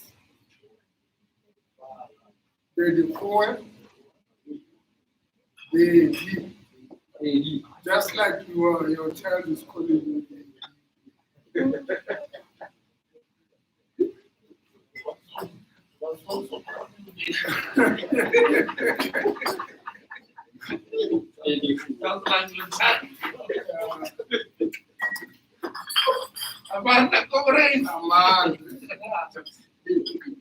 Yeah, comments, I want to begin this session. I'm a Sankarian. Me too. I'm always inspired by the courage that Thomas Sankara had. Maybe it is because I'm also Thomas. My name is also Thomas. Yeah. Thomas Sankara once said, I quote, "You cannot carry out fundamental change without a certain amount of netness." In this case, it comes from non-conformity, the courage to turn your back on the old formulas, the courage to invent the future. It took the men of yesterday for us to be able to act with extreme clarity today. I want to be one of those men who must dare to invent the future. So comrades, as this session deals and affects our daily bread and butter issues, I think it's quite imperative and important that we listen carefully and participate maximally in this particular. But allow me to say that we are going to be led in the presentation by the son of the soil. He's a Swedish national who came to South Africa and Aidc in 2010. He's a socialist economist, maybe most known for his work during the Marikana Commission on loan means profit shifting of funds to Bermuda before the 2012 massacre. He's a senior economist at Aidc, and maybe you can say the only, meaning that he is the oldest economist in Aidc from several ones that we have now. He's the son-in-law of the Amadiba community on the West Coast. A trade unionist in nature and character who dedicated his time and life fighting side by side with the working class and the poor to obliterate the cruel capitalist neoliberal policies impoverishing the majority of our people. Comrades, let's welcome Comrade Dick Fortinas. Ulwazi. Ulwazi. Yeah. So I don't know if you back there can hear me, or if you, I don't know even if you can see if I would write something there. But I just put up this. This is a poem from the 1930s from the communist. He made theater and poetry and so on, and he has a special meaning for a Swede because he was a refugee. He went into, he fled to Sweden in the 1930s from the Nazi dictatorship that came to power in Germany in 1930. And yeah, it's a very nice poem. It's also very nice in Swedish, I can say, this poem. But it's quite known in the Swedish labor movement. You should put your finger on every number and ask how it got there. So it's really about attending to details and preparing to take part. So I quite like it. But anyway, I don't see my slide myself. I have to do that. So this is about this government and pension funds, and someone spoke about the constitution and so on. And could you take the budget and austerity through the constitutional court? It has been debated in civil society. We've been thinking about it. The issue is a formulation in the constitution that the government should use its available resources. So what, I will use it later. So what resources are available? So that is a political question. One realizes this because if you say that no, you have a wealth tax or wealth over 3 million rand, and you put the 3% tax on that, and then you have it graduated. So if you have over 7 million rand, you put the then corporate.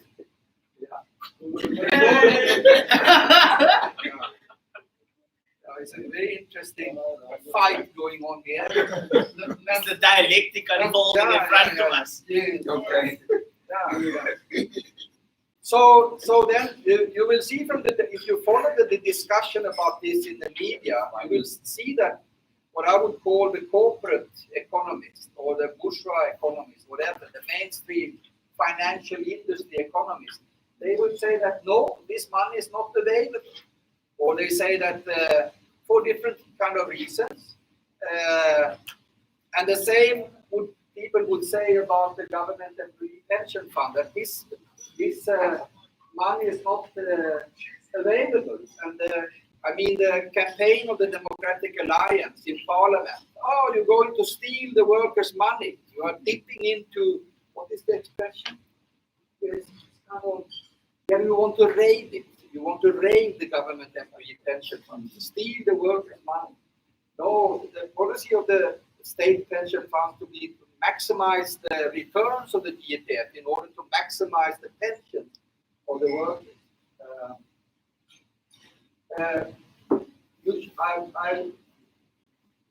So Dominic, he never touched upon that, even if there was the intention. But the GPF has a special history, and if you study the history, and there is also some very good articles on the subject. One by Fred Hendricks, which draw quite a lot on research made by a comrade who is not with us any longer, Gavin Duffy, who made research about how the so-called apartheid debt, or the government debt, for the government was kind of like indebted to itself through the state pension fund and paying huge amount of money to the government employee pension fund, which the government employee pension fund in its turn lent back to the government at the interest rate. And you will see that this arrangement is still here today.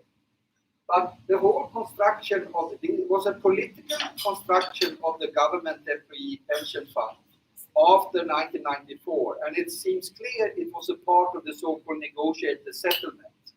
So it was a way of preventing the government to have a more kind of socialistic or progressive inclined policy, because it put a big financial strain on the government finances.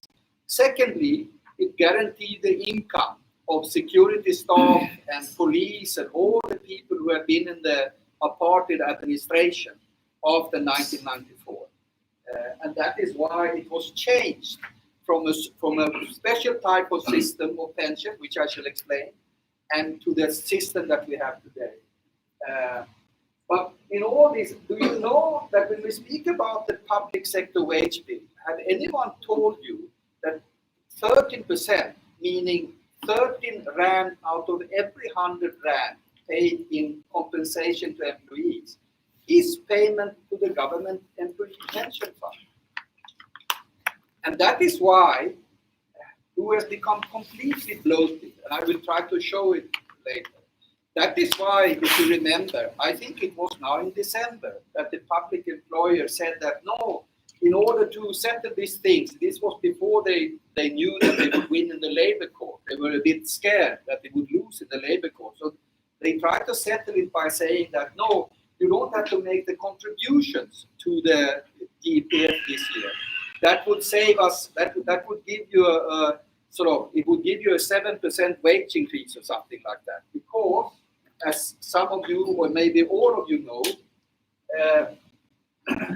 you have on your wage 7.5% of the wage you get is deducted, it goes to the GPF. And then there's also an employer contribution to the GPF. For the army and these type, I think it's about 60%. For the rest, it's 13.5%. Contribution on the pensionable part of the rate. It goes to the GPF. And in 2020, or the year that ended in 31st of March 2020, it was 80 billion rand that went into the GPF in these type of contributions, employer contributions and employee contributions. And these 80 billion, it's quite steadily about 30% of the so-called public sector wage bill. So I don't know if you knew this before, or if this is the first time someone said this to you. Do you also know that the state pension fund GPF is the biggest creditor of the treasury? So 11%, 11 rand out of every 100 rand that the government has borrowed, which is a part of the state debt, is owed to, has been borrowed from the GPF. And it's paid back at the market interest rate. So the GPF is the biggest creditor of the government, meaning that the government basically owes money to itself because it's the government. It's the government who are the main and only shareholder and owner of the state pension fund. 16%, 16 rand out of every 100 rand of Eskom's debt is debt that is owed to the GPF, which is paid back at market interest rate. So out of the 480 billion rand that Eskom had in debt, you know from the media and discussions that about 200 billion of that amount is considered as unsustainable debt. You have to deal with this debt of Eskom in some way, or eventually it will go wrong.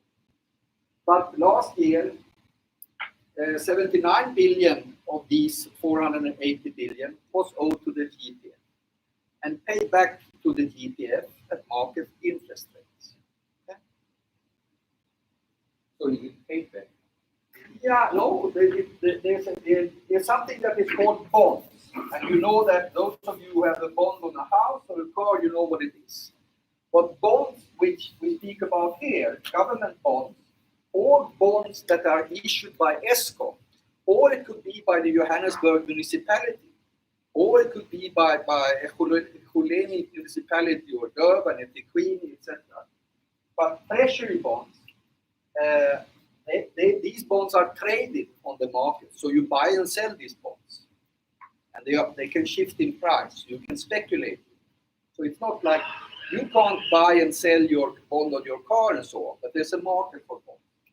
So loans to such institutions like government and so on is called bonds. And presently, the interest rate on a 10-year treasury bond, which is a loan that you have to pay back in 10 years, the government has to pay back to the lender, to the creditor, this amount in 10 years from now. The interest rate paid every year is 9%, about 9% now, which is an extremely high interest rate. And that is what Dominic spoke about before when he spoke about attracting foreign investors because of high interest rates. He speak about investors who wants to earn money by lending money to the South African government or to any other player in South Africa, like Eskom or whatever. Eskom even paid higher interest rates than 9%. 9% interest rate means that, as you know, if you lend someone 100 rand, after 1 year you should have a 9 rand in income, in interest income from that. So that is what is affecting foreign investors. So the government is playing a very big role also in the larger economy and to the government. It's influencing the government finances by the contributions that it is made to the GPF on the wage bill, on the public sector wage bill, and on the interest rates that the government and Eskom and Transnet and Samral and other government so-called parastatals or SOEs are paying to the GPF. And the official policy of the GPF, the state fund, is to maximize the returns and then allegedly to the benefit of the pensioners, of the future pensioners.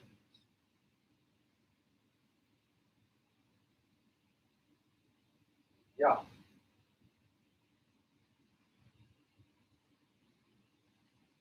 So what Peter Mboweni says is that it's because we have this debt, the government has this big debt, where the debt service, which mainly is interest payments on this debt, is growing. That is why we have to cut in the public sector and so on. We have to decrease our borrowing. And what is happening, and you can see, I calculated here from the latest budget review. So this divided by that is about 5.9%. And then it grows every year as a kind of effective interest rate on the state debt, which is this. This is the gross state debt. Okay. 10 years,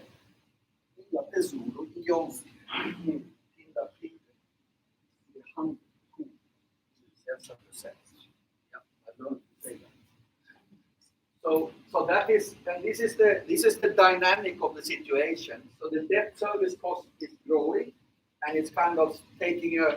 This is the interest part of the state expenditure. It's not the non-interest. This is the so-called interest payment of expenditure.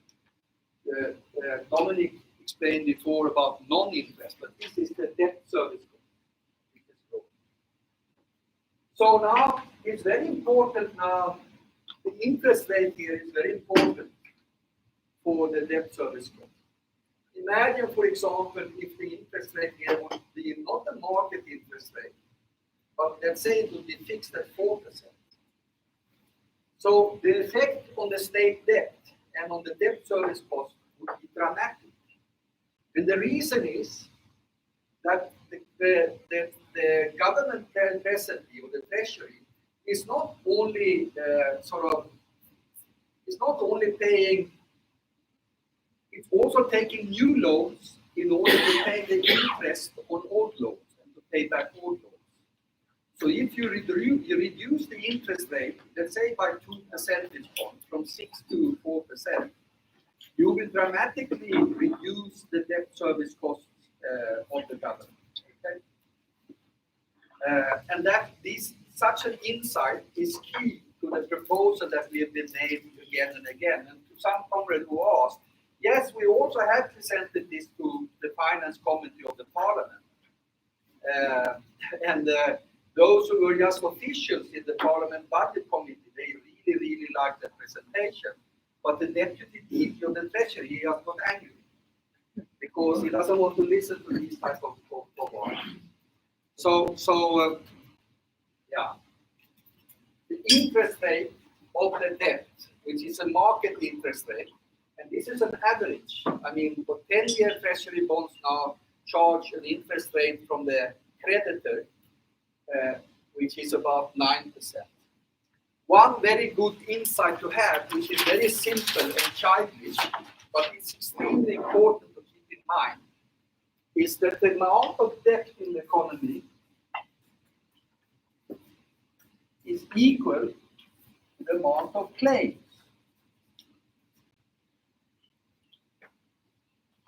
So if you have a debt to someone, that someone has a claim on you. If I borrow 100 rand from the chairperson here, then he has a claim on me. I have a debt of 100 rand, he has a claim on me of 100 rand. So the question, who are the claimants? Who are the creditors? Is extremely important. And sometimes, you know, when it's sort of with a business rescue or whatever, the SAA and so on, then sometimes the business rescue, they sort of, okay, who are the claimants here? Oh, we have the bank, we have this, we have the chairperson here, blah, blah, blah.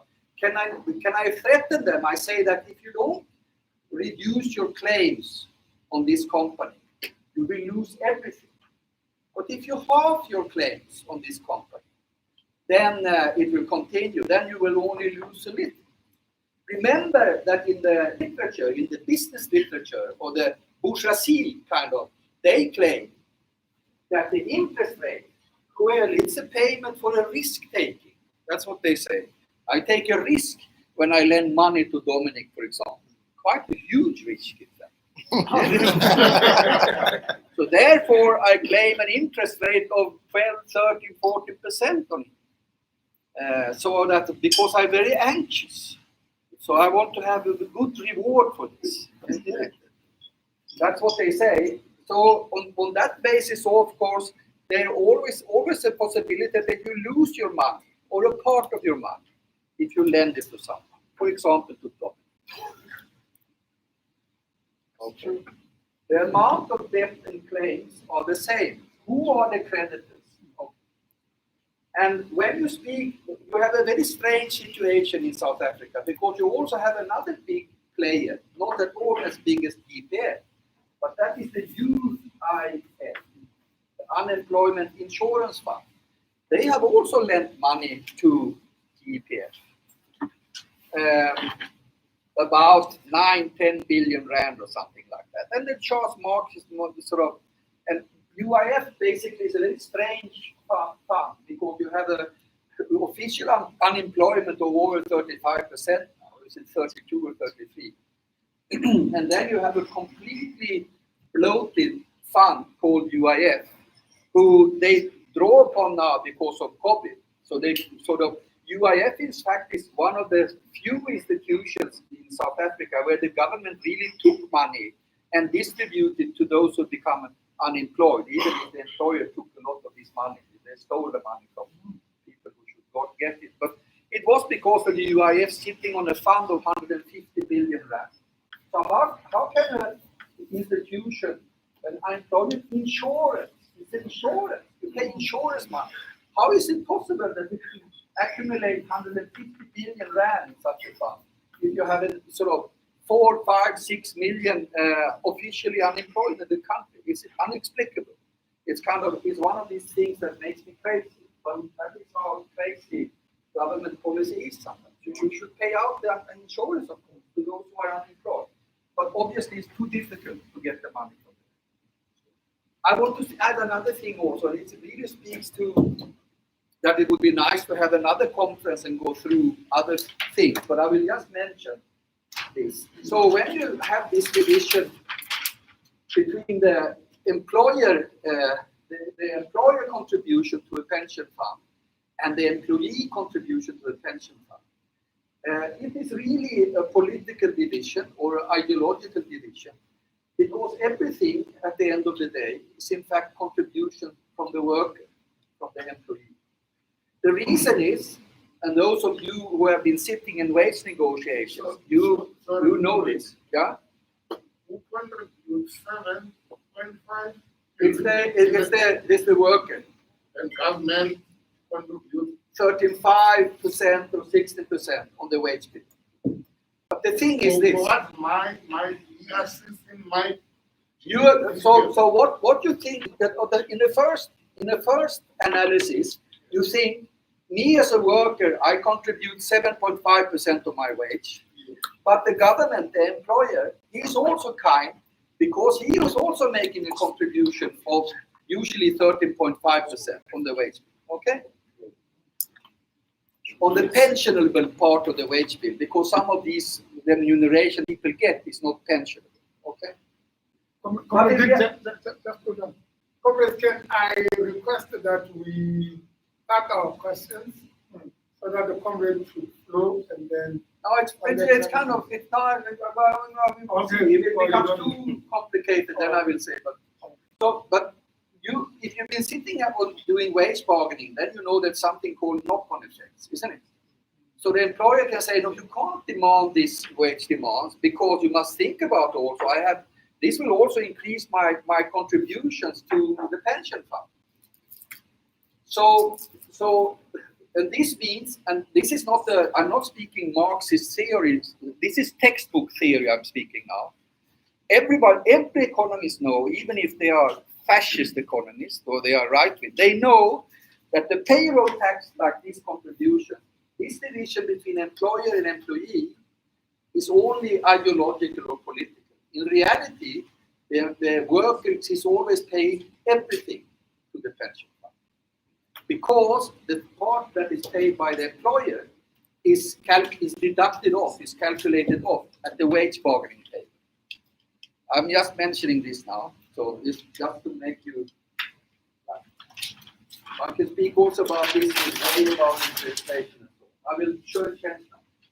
So the Treasury is financing its debt by taking new loans presently. That's why it's very important to bring down the interest rate, because a part of the interest rate payment is also financed by taking new loans to market interest rate. Okay? And it's increasing this interest by a little every year, because, that's the issue. No, if you are indebted more and more, then it's more risky. So if you want us to lend you more money now, you have to increase the interest rate. That's how it works. I've already spoken about how the ETF and the ESCOM and Sandal and so on all have financed a large part of their loans from ETF. But now I shall present two views on the pension system.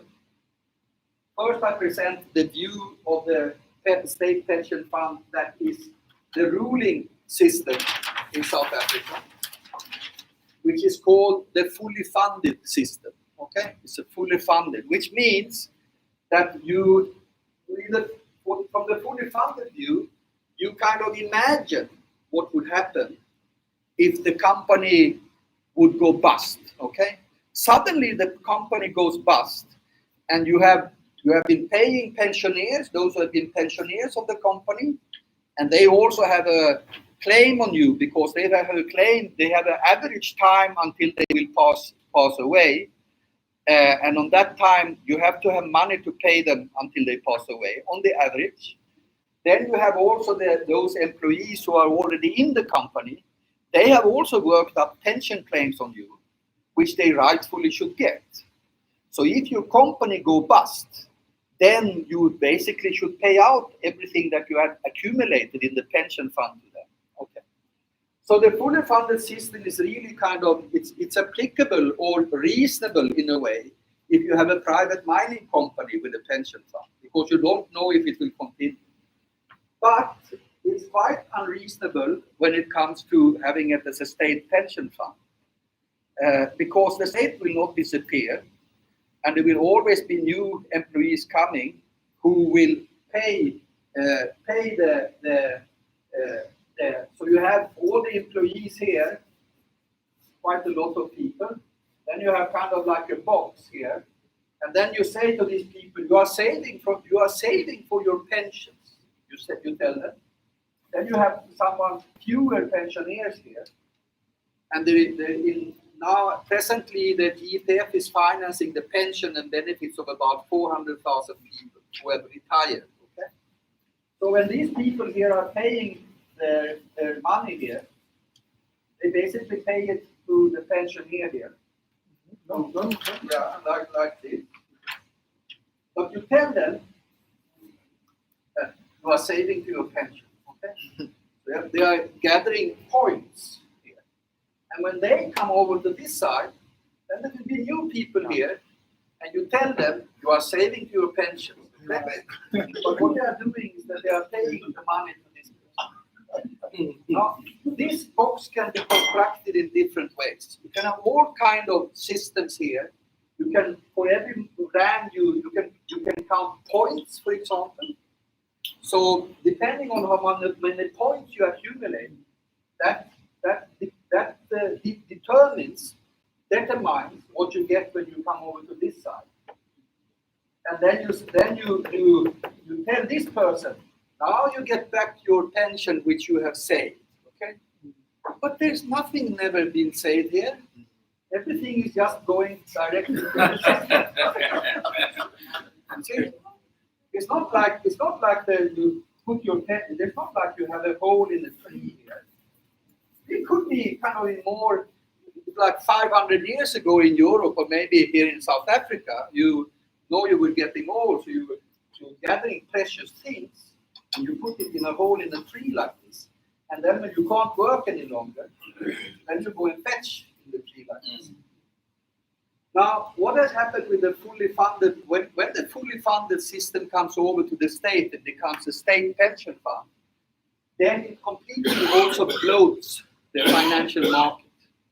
So the GPF is very important for the stock market prices on the Johannesburg Securities Exchange, because is the biggest owner also through the manager PIC. You know that, I haven't gone to that, but you have this scandalous PIC who is making, it's a manager. So that is why DEA or anyone in the finance industry and so on would be very angry and would completely object to my presentation here today. Also for personal, social reasons, because they know, which is something that we suggest from AIDC, maybe also from Duma Kuguli, he's also suggesting this. You should stop buying shares on the GSE. You should divert most of your investment to the treasury bonds and to SOEs in crisis. And there you shouldn't charge market rates. You should set the market interest rate which secure the pension benefits of you, because the main task of the GPF is of course to pay pensions and benefits to the spouse. But if you have a surplus over there, and GPF indeed has an extreme surplus, then you use it for other social things. You don't do it in order to prop up the share prices on the JSE, on the Johannesburg Stock Exchange. If the government is in crisis, if you have austerity policy that kills people at the hospitals, then you must deal with that for moral and political and whatever reason. Okay?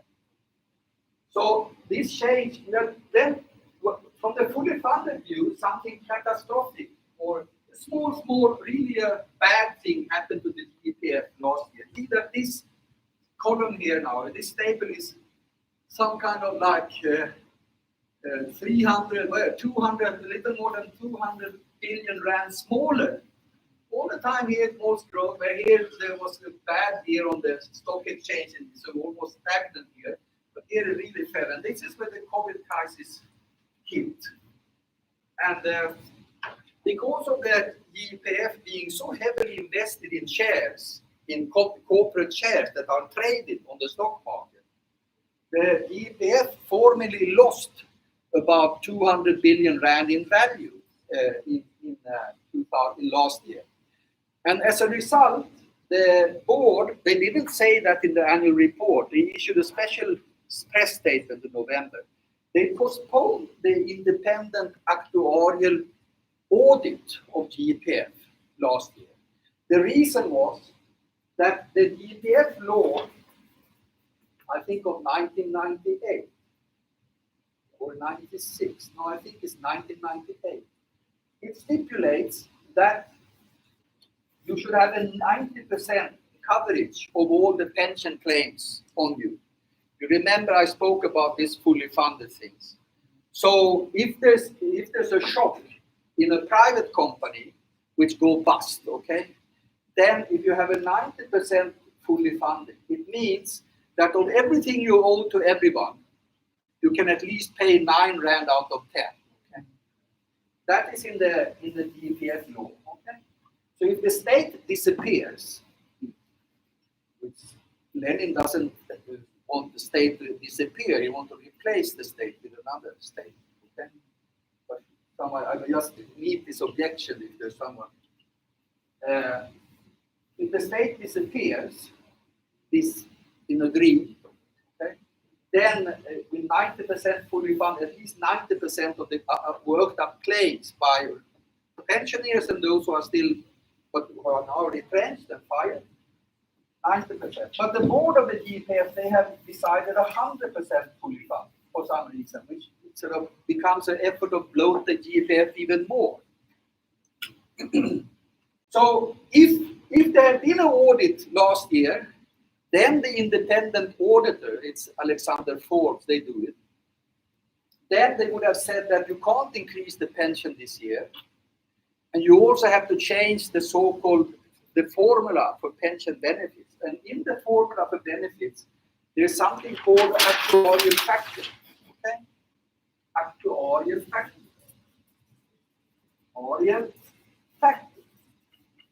So the formula is something like this, that is how many years, it's more complicated like this, but how many years you have been working, and then your salary, the salary, your final 2-3 years, and then there's times the actuarial factor. And the actuarial factor depends on how the fund is doing generally, kind of, and how the economy is doing. Especially how in the fund that is heavily invested on the stock market, like the GPF is, and basically paying with the money of the pensioners, I would say, or members' money.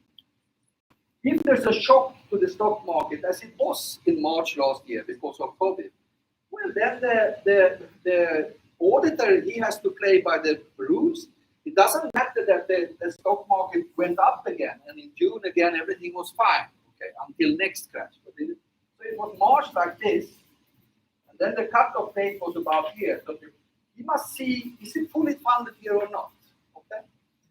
And I have calculated this, and I would say that at the 31st of March last year, the GTEC was funded at below 80%. Okay? So there could be no pension increases, no inflation-related things. The actuarial factor and the independent order will have to say, no, you have to increase the contributions also in order to reach up now. But now what they did is, also with the permission of the independent auditor, they postponed it 1 year. They always do it every second year, but the law, the ETF law of 1998, allows them to make it every 3 years. So luckily, they could postpone it to this year. Otherwise, it would have been a screen, at least from PSA, but from everybody else. So even if it's a defined benefit fund, never forget that there's an actuarial factor in the formula. And that actuarial factor is dependent on how the performance of the fund, how much money they are making, and if the value of the assets increasing every year. Okay, now I should go to the next slide. I have kind of 5 slides more. Are you tired? No, it's interesting. Okay. This is still interesting. If it's still not interesting, then you can just yawn. Okay? So I can see that you are sleeping. Okay. So this is the other view on the GPF. So that the fully funded view, it looks at the theoretical possibility of the company disappearing. Okay, business is over. Only the pension funds we have built here, and now we are paying out everything. Goodbye, we're paying everything. But the system that was in place before the neoliberal political revolution, I can say, or the political movement took charge over government policy like 30 years ago. It was very common, especially so in the country I come from, but even from other countries where you have reformist, socialist parties in power, coalition with communists. I mean, the ruling paradigm was that the state pension fund, it doesn't need to be fully funded because it just go like this every year. So you charge the members, people who are working, you charge them fees on their salaries, a payroll tax kind of, which is enough to pay for the pensioners next year, and then you charge them a little more. And in fact, where I come from, my other home country, so to speak, when this type of, it's called pay-go system, it really means pay pensions as you go along.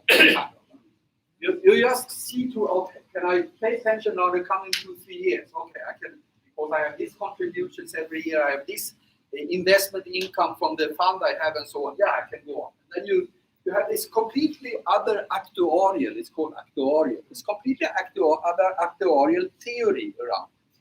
So the audit of such a fund, which is going like this, would be different than an audit of a, is this fund now in good health or not? Or are you crashing? You have to increase the contributions from the employees, or do you have,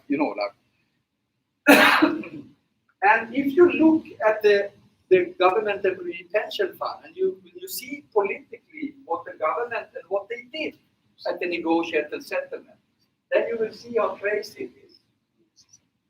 Because every year, the pension, I've gone back as far now to 2010, 11.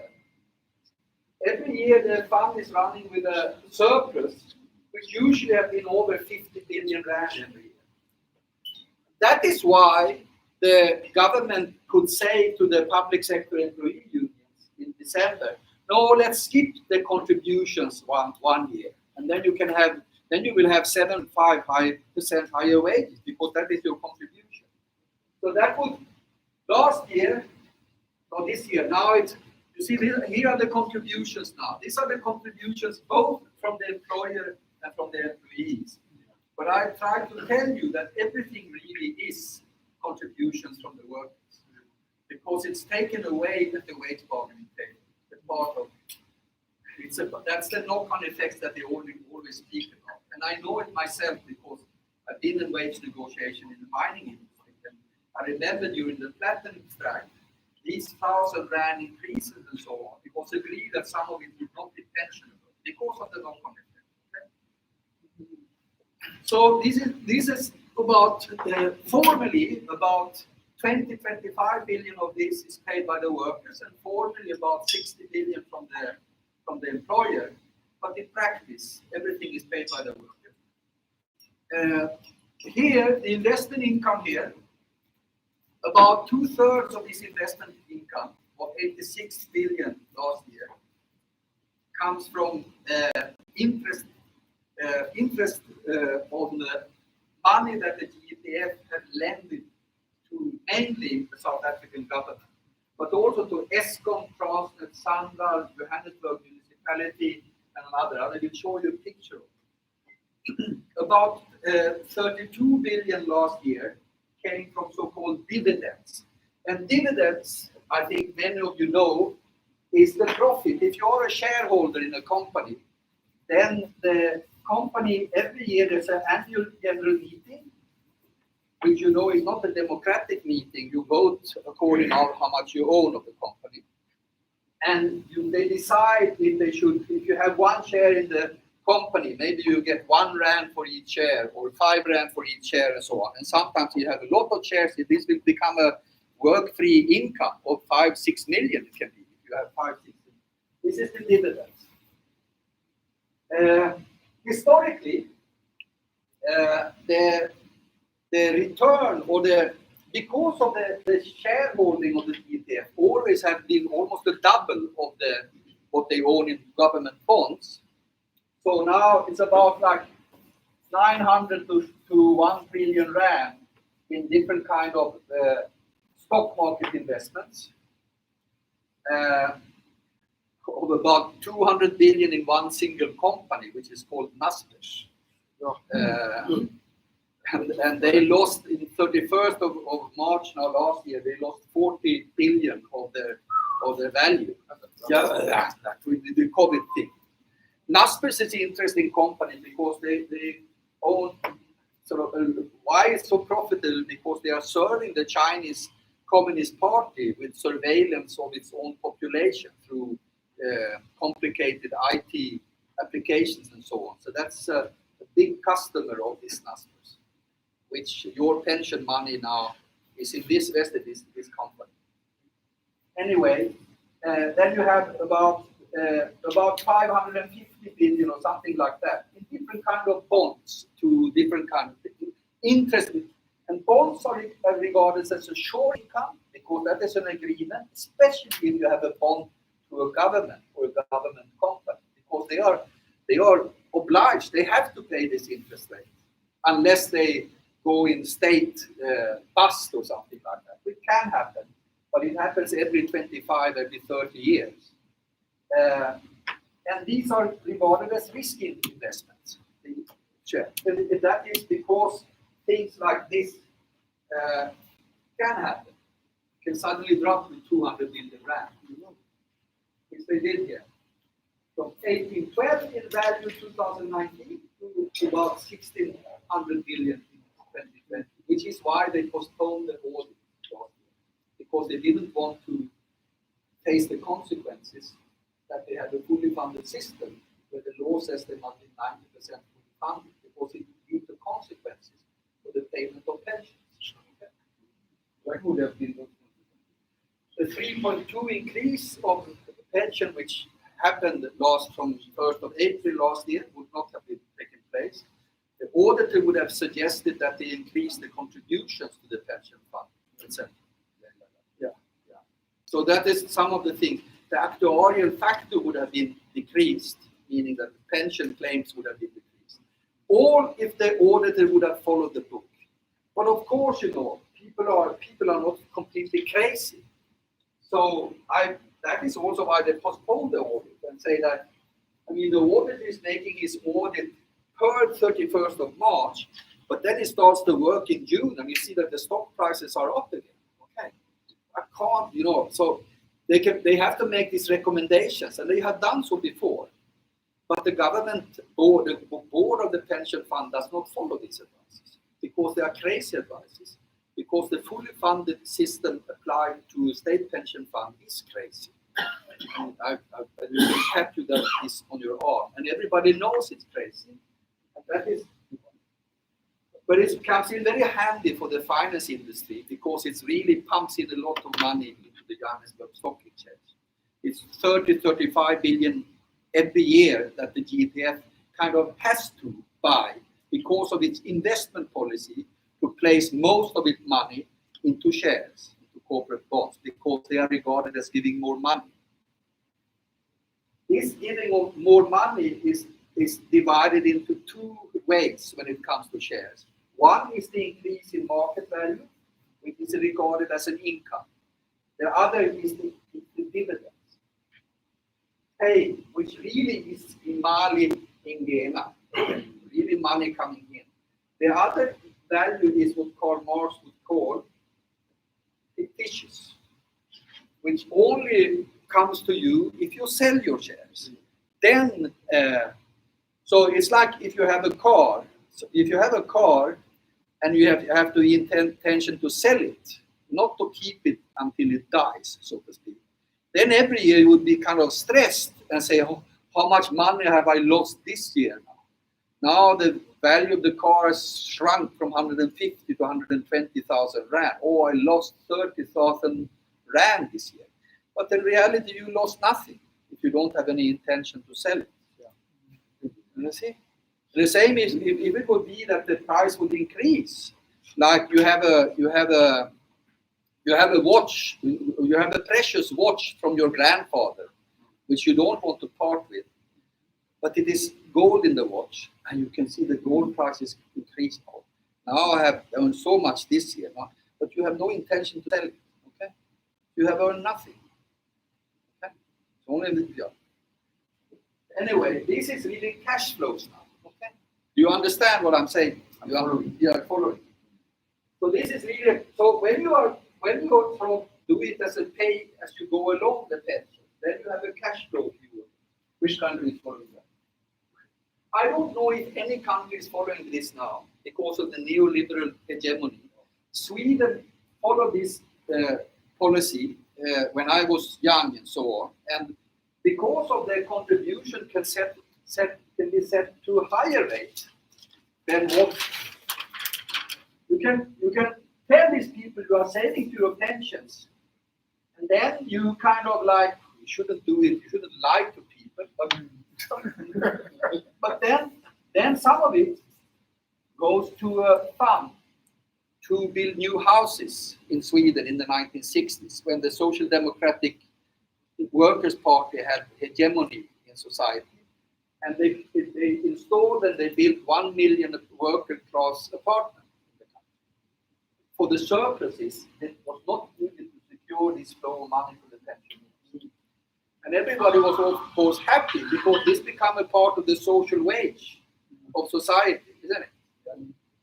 So you can also in a pay-go system, and usually it has been done by kind of socialist or left progressive government, you usually overfund it also because you want to save a little bucket here in the system, which you usually use to buy treasury bonds, state bonds, and you regulate the level. You are not greedy. You say, okay, we want the interest rate of 4% because that is enough for us to kind of make the system go around. And then government say, okay, no, it's fine. Basically, the government is speaking to itself because the government also owns the pension fund. But say, no, fine, that's fine because then we don't have to go to the financial market and borrow this money. Because if we do, then we have to pay 5, 6, 7, 8, 9% on these loans. We borrow it from you instead. It's like when I lend money. If we are in the same family, maybe we become friends. Yeah. Then if I lend you 100 rand, I wouldn't demand the interest rate of 5% or 10%. It would be ridiculous, isn't it? Because lending and borrowing and credit and so on is a social relation. It's only the capitalist system which kind of like depersonalize this and make it into an investment. So the government is investing in your difficulties, okay? So I could invest in your difficulties, but if I'm your friend, you punch me on the nose if I come and say I want the interest of 5 rand or 10 rand. It would be silly, ridiculous. Okay? And the same rule should apply between different state entities because they are the same political party, same political majority, and they are basically members of this family. So why should you sort of charge market interest? So I already spoken about this. The actual cash flow money coming into the fund every year, that is what they pay as you go along, pay the pension system, speaking the paygo system. The change in market values of the financial assets that you have, that is the fully funded view. But even there, with the fully funded view, you shouldn't. 30 years ago, it was not even allowed for the pension funds to buy shares on the stock market because it was regarded too risky. Okay. This is now here. Here you have the fair value of the shares that own in 2019. 763 billion. Primary. Here you have the value. You can see the loss in value here from 763 to 557. So it's a loss of 220 billion rand. Did you know this? You didn't know this, did you? Here, when it comes to secondary listing, it's a slight increase. Secondary listing, I'm not really sure what it means on Johannesburg, but the primary listing is the most traded companies, kind of like the blue chip, MTN, Naspers, you know, this, the big beer company, what is it called? SIB, the beer company, you know. And these are more smaller companies. These unlisted equities, these are equities or shares which are not traded. Okay? So here comes in the kind of BEE policy or projects that the government wants to support. These projects that have been corrupted when the PIC did it and so on. You know, so this is the unlisted project. Then this is how it looks when you divide it. So you see here. The DEPF is owning 70% of the shares in Naspers, and the value of these shares fell with about 40 billion, well, more than 40 billion, from 2019 to 2020, because of the shock from the COVID. And it works like this on the stock market, as many of you know, or might have read about. Like, if I believe that the other traders believe that I believe that they believe that the price would fall, then I will sell, and then the price will fall. And that is what's happening in such a situation. Okay?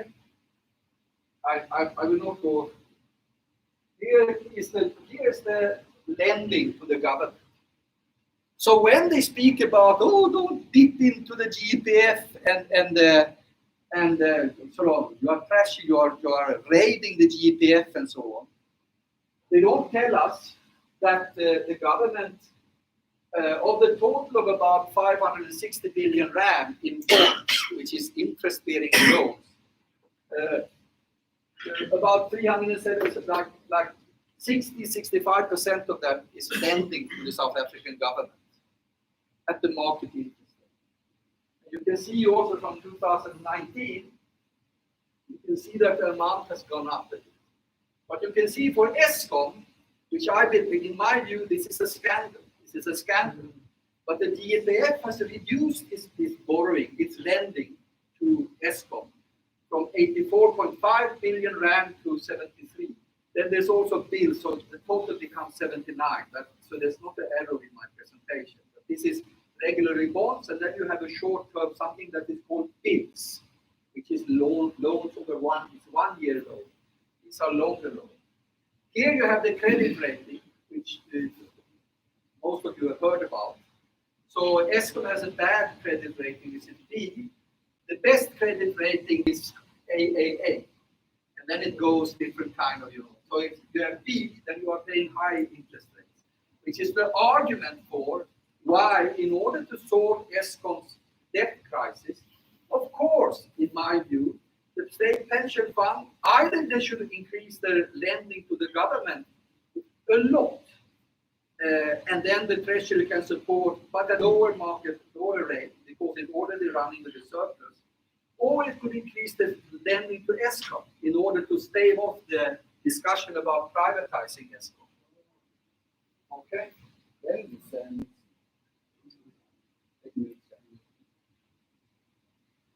so then here, this is all this is from all this is for you to study in the annual report of the government pension fund. So here you can see the income from interests from loans, interest, 52.2 billion, incomes from shareholding, 34 billion. You can see the relation. Still, the investment in shares are kind of like 1/3 more, or like 40% more.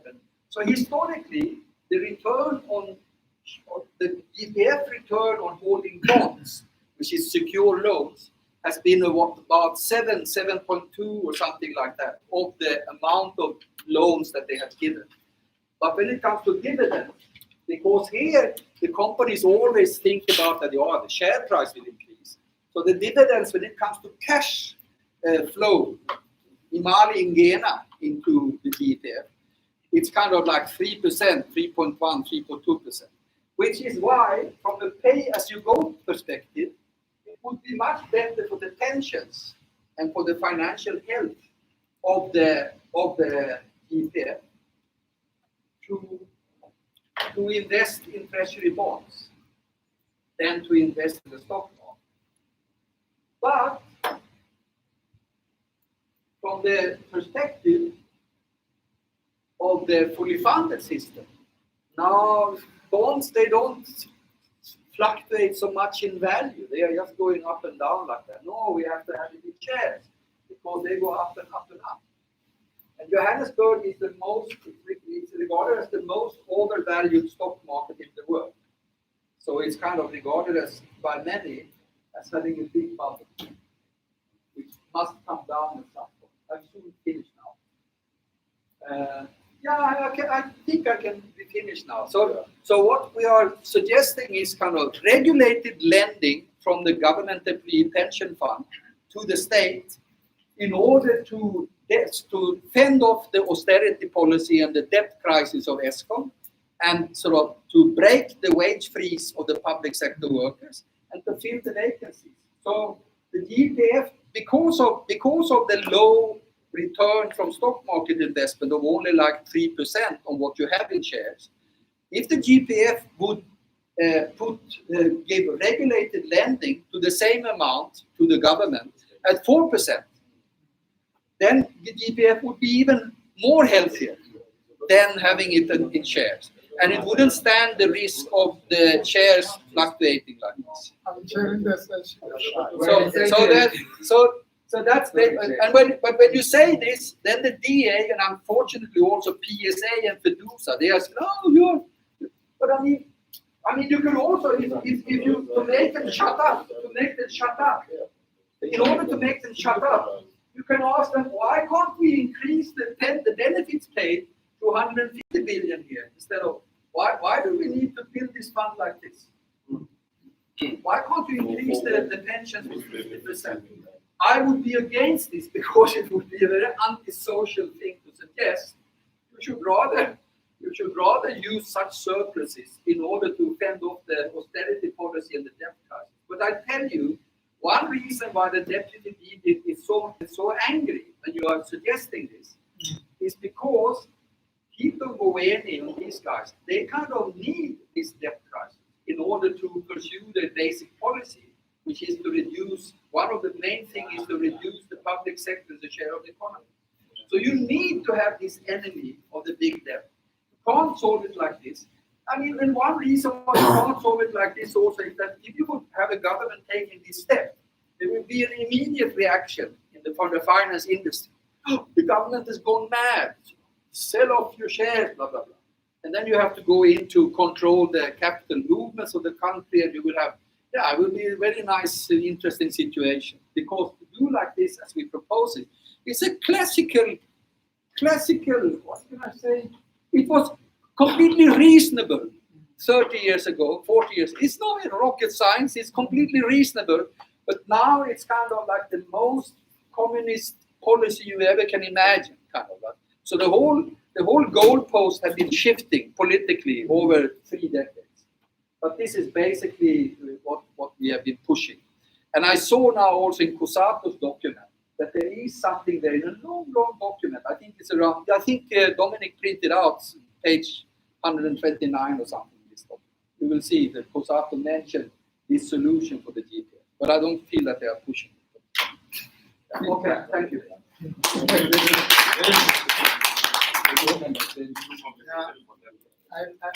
think you're stimulus. Stimulus. Yeah, let's take, how many rounds should we take?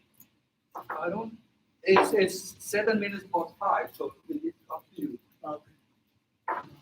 You wanted to have another discussion also after this, isn't it? No, we have cancelled that.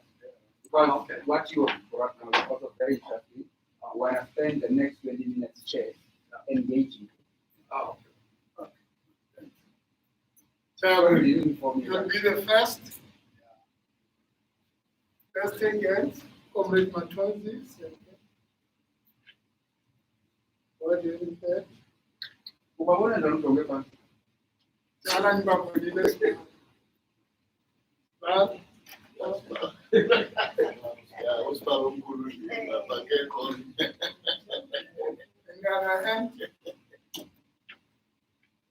okay, we'll take the second round in that fashion or in that sequence. Okay, now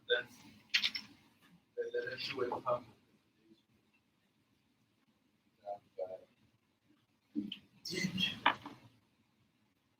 No, but I think I understand. Only one just clarity that I want. The clarity of the 7.5 is the employee and the employee. I just want to check if that is the normal rate to all other employees other than the government employees who fall under GDPF only, or any other employee of corporate, Coca-Cola must contribute 7% and employer 80%. That's the question. Maybe 2 will be, is it a law or a favor that the employer must contribute? Thank you.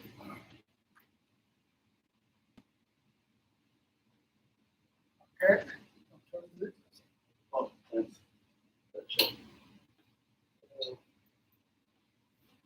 I do hear mostly the one you are talking about.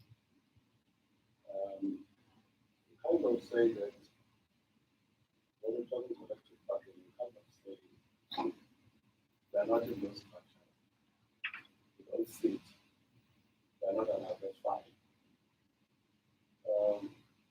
But in your view, do we necessarily need to sit in bargaining for us to influence debates or content in bargaining? I know that Salit is going to be discussing tomorrow. This including how it's going to approach issues moving forward. But it deserves, kind of deserving to say that if we are not in bargaining, really there's kind of thinking that we are not a force for economy. But number 2, perhaps we can debate that tomorrow, but in your view, as a parting shot, we really have to be in order. But 2, are you agitating, if I may understand, are you finally agitating for a shift to a pay-as-you-go system, a shift from a fully funded pay-as-you-go system as an ultimate goal? Because I remember that we had, when we were still young, we debated that in our I think in 1990, 2008. I don't know whether scholar knows. And you are saying within the fully funded system currently, there are some technical maneuvers that can be done for government to respond to the decline for wage increase. And I wanted to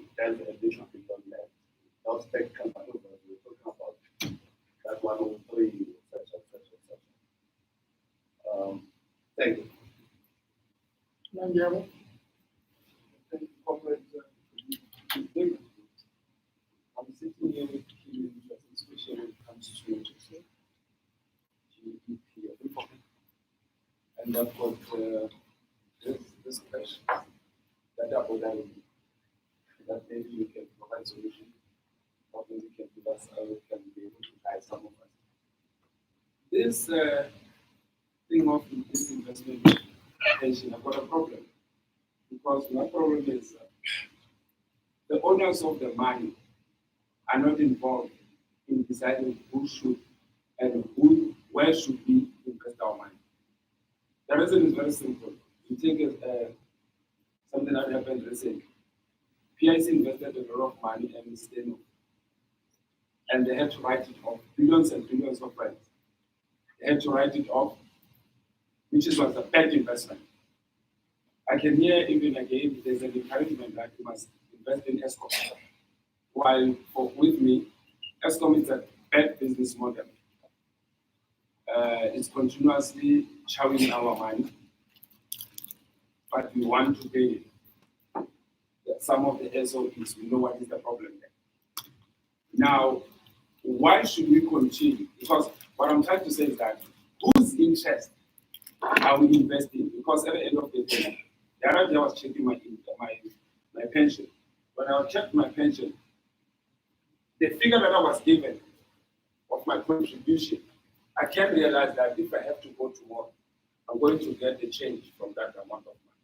But my money is being invested because my belief is that as a layman, let me say as a layman, if you take 10 rand, like example, let me take Capitec. If you put 10,000 rand in Capitec, in 12 months you'll receive 10% of that, which is just generated income. So with this huge investment that they are putting there, whose interest actually, who's benefiting? Because those who are leaving the system, they don't benefit actually. Because if they are investing, if let's say I've been in the system for 20 years and they invest for 20 years, it means when I walk out, I'm going to get a lot of money because it has generated for me because I'm saving. So here, yes, they are investing, but for who? Lastly, I've got a problem with our government. We have listed the companies there. Guaranteed. 90% of the comrades are shareholders in those companies that we have listed. Salam, we call the Trevor Manuels, all this nonsense of these people, they are there. And now this money is taken from us. We say no, we are investing it through stock exchange to these people with bad decisions. So my advice, my question to you, how will you advise us as workers so that we can reclaim what belongs to us? Because with those companies, there's nothing that is happening to us. We are just putting in a serious hole where at the end of the day, because sometimes we want to encourage ourselves and say, no, it don't happen. Our government, when they say now they don't have money, we'll continue to put our pension. They say we don't have money. Later, from now, 5 years from now, we might find ourselves, most of us, when we leave the system, there's no money to pay us. So what is it that we must do? That is my question from. Thanks. But Which one? I think Comrade Winge has covered some of the questions that I was going to ask. I think the thing I like, he's a treasurer and the secretary. He holds the card. So we're gonna talk this afternoon. But the question. order. But for me, it's, I'm not going to repeat what I said because I think I'm covered. But what laws govern GPF? What are the laws? What are the laws that govern GPF? And who can change those laws? Is it Parliament? Is it us as workers? Because we've been knocking to the GPF, knocking to say at least the money, the people can be given access to buy housing, for example. You know, at least percentage of workers can buy housing. But some of the questions have been covered. But what laws that really govern GPF? I don't want to risk being disciplined by this organization. President. Thank you, Chair. I think the provincial secretary read my mind. Mine is on the difference between our pension as government employees and the municipalities.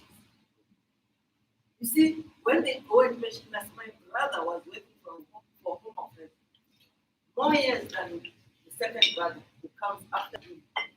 But the money that my second brother received was more than the money that my first brother received from Home Affairs. So I'm trying to check what's the difference. And what Comrade Party is raising is that the municipalities, they are able to get their funds, they are able to borrow from their pension fund, and they are given.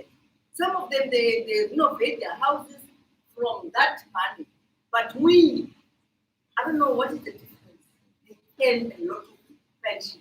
When they go for pension, our pension differs. Might have the same, yes, or I might have more, but rest assured, the one who comes after me will get a large sum of pension. What is the difference and why is it like that? Thank you. The last question, committee, would be, do public service employees also contribute to the UN?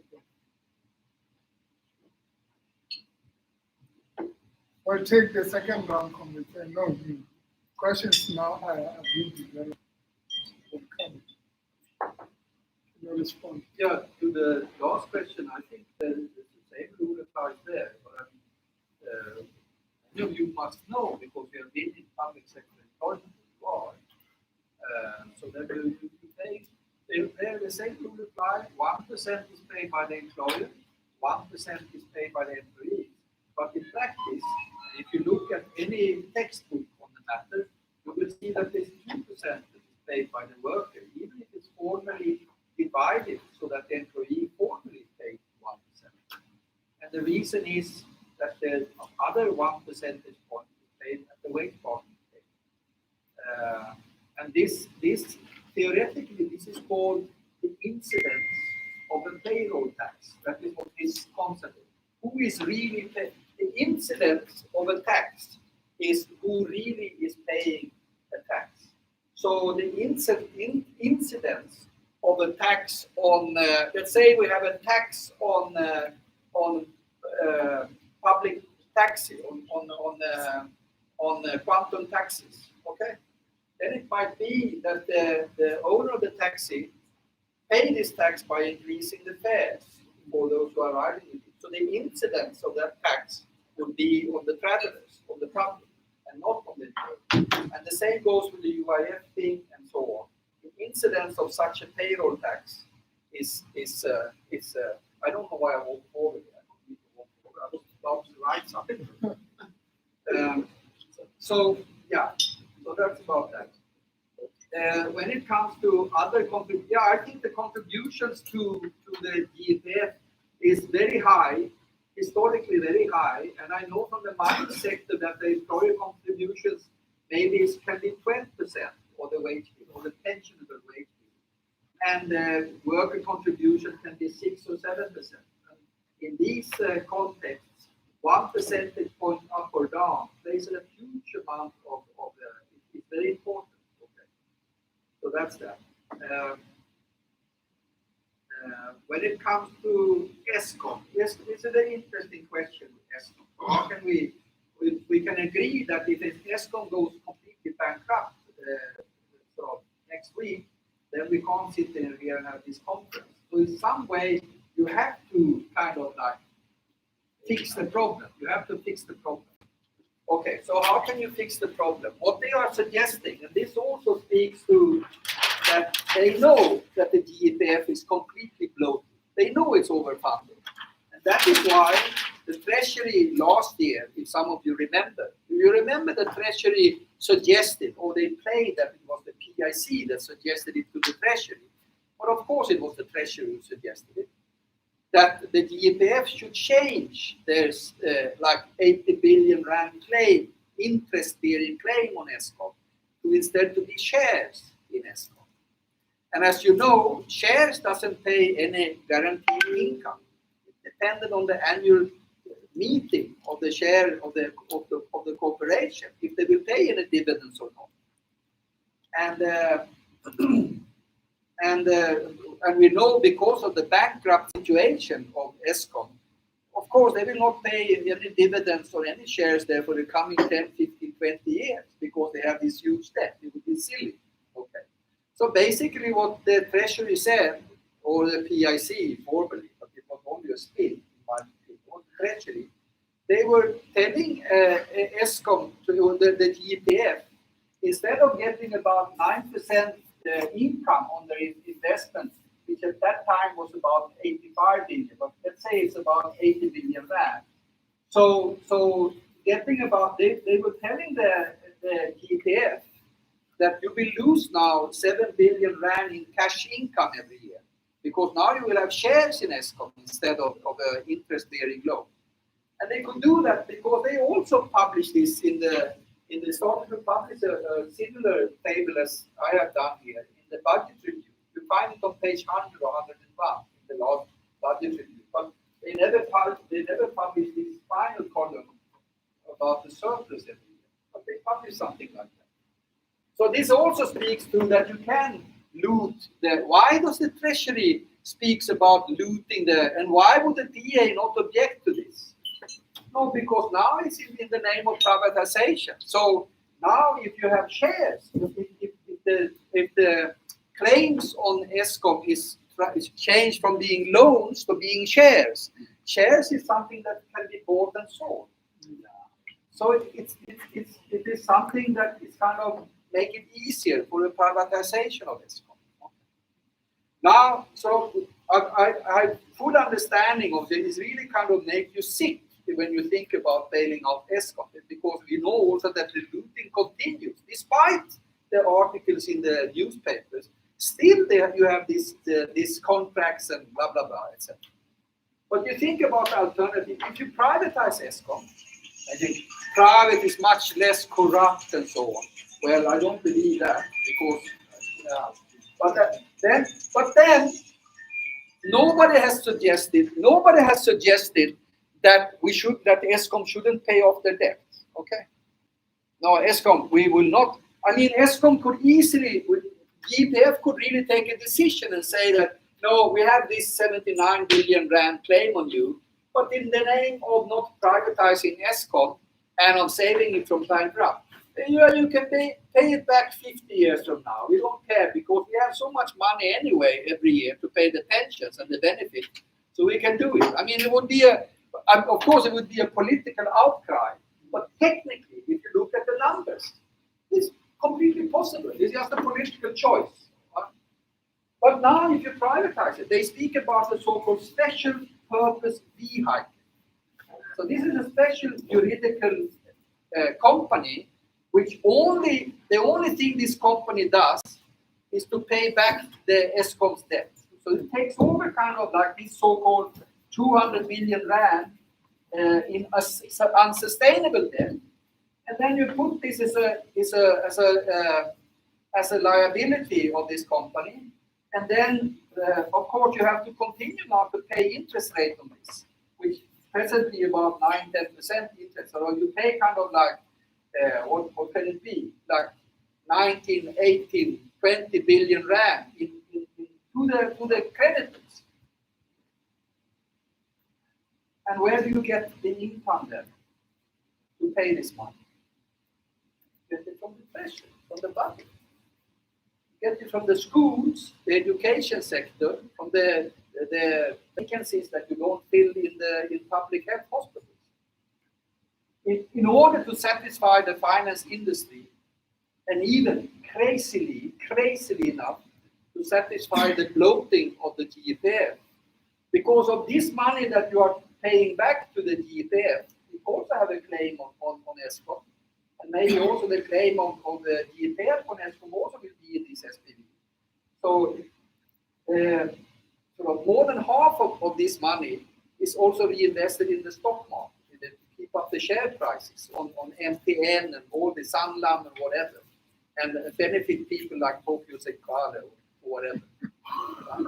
Because what will happen? So the political problem, and this is also why you need the support. You can't kind of, all this is kind of like what we are discussing now without any political backing. And you have to talk to people. There must be some sort of reasonable people also in other, even if they are conservative unions, they must see what is the situation for their members at the hospital, at the police station, at the whatever, at the classrooms.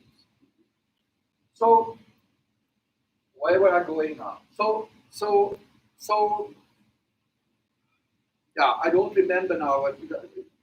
So you have to, but if the ESCOM issue becomes too sensitive, because people, you can't pay anything to ESCOM, and people forget that you are already paying ESCOM through the budget, and you are already lending money to ESCOM from GPF. Should you withdraw this money? Should you demand? No, you are so bankrupt that you are behaving so badly now. So now we demand that ESCOM pays back this immediately, and then ESCOM goes bankrupt and the electricity goes away. Okay. So yeah. So the issue of paying off ESCOM debt, the only way of doing it in a controlled manner is to say that this is a debt. The part of the debt which is within the family should be paid as if it is within the family. And then you have a black sheep, a drunkard in the family. But unfortunately, this drunkard is the one who is keeping the lights going. So you have to sober him up. You have to, every morning you have to kind of put him in the shower and sort of, okay, can you walk out now and do your job? Come home in the morning again, not like that. So otherwise, but because we don't want to have a private, if you have a private electricity company, then you have prepaid electricity across the board, and you have a profit maximizing company. Okay, so that is why you have a public utility. Some things like water, if you have some drop of socialism in your blood, then you don't want to have electricity, water, housing, sanitation, cleaning of the water. You don't want this as private business.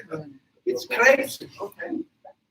Then, when it comes to shifting the PAYGO system from a fully funded system to a PAYGO system, so what I think what you would do, because I'm kind of this type of, I don't think you can do it as a kind of revolutionary break like this, which is more in the tradition of the South African labor movement.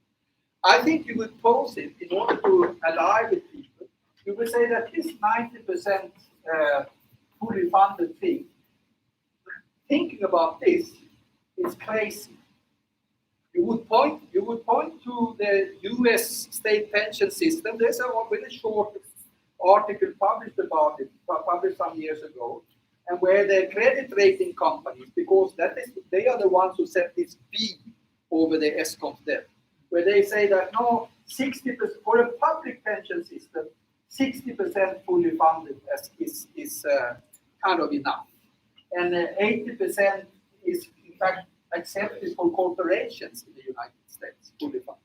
And it's all about sort of how expensive do you want the filling of the GPF to be, kind of. So you would kind of like you would go down to you would say that it's the parliament who changed the government employee pension fund law. It's a parliament issue. It's a matter of parliament the majority, okay? And you change the rules. Or you can, when it comes to in the rules, it's also that you must strive to have a 90% fully funded. Then the board has put this goal of 100% fully funded. And that is also one reason why you have this 7%, this 13.5 to 60, why you have such high contributions. It's because you are trying to keep it. And then they have put all kind of extra funds also. They have, when they reached the fully funded 100%, then they started to add different kind of funds. It takes too long to go into it. But you would do it. You would say that you would go over to a kind of hybrid between a fully funded and a PAYGO.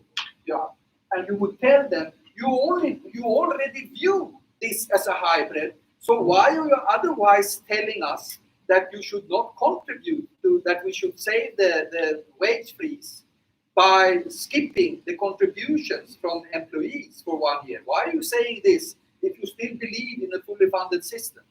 Or why is the Treasury saying that the GPF can forfeit 7 billion rand in interest income from ESCOM every year if you still believe that the fully funded system is the right thing? You are in practice treating, you're looking at this table, you know that this table exists, and you know that you are sort of bloating the GPF, and we don't need that.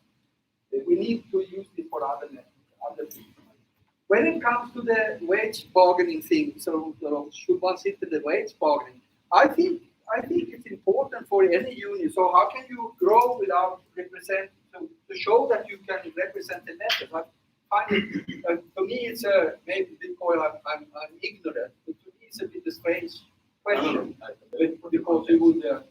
One is that we are not sitting there. Yeah. But I get a sense that it says that we can't influence what is happening in that market. Yeah. Just because we don't sit there yet. No, the only thing you cannot influence it now is if you maybe political campaigns or political intervention.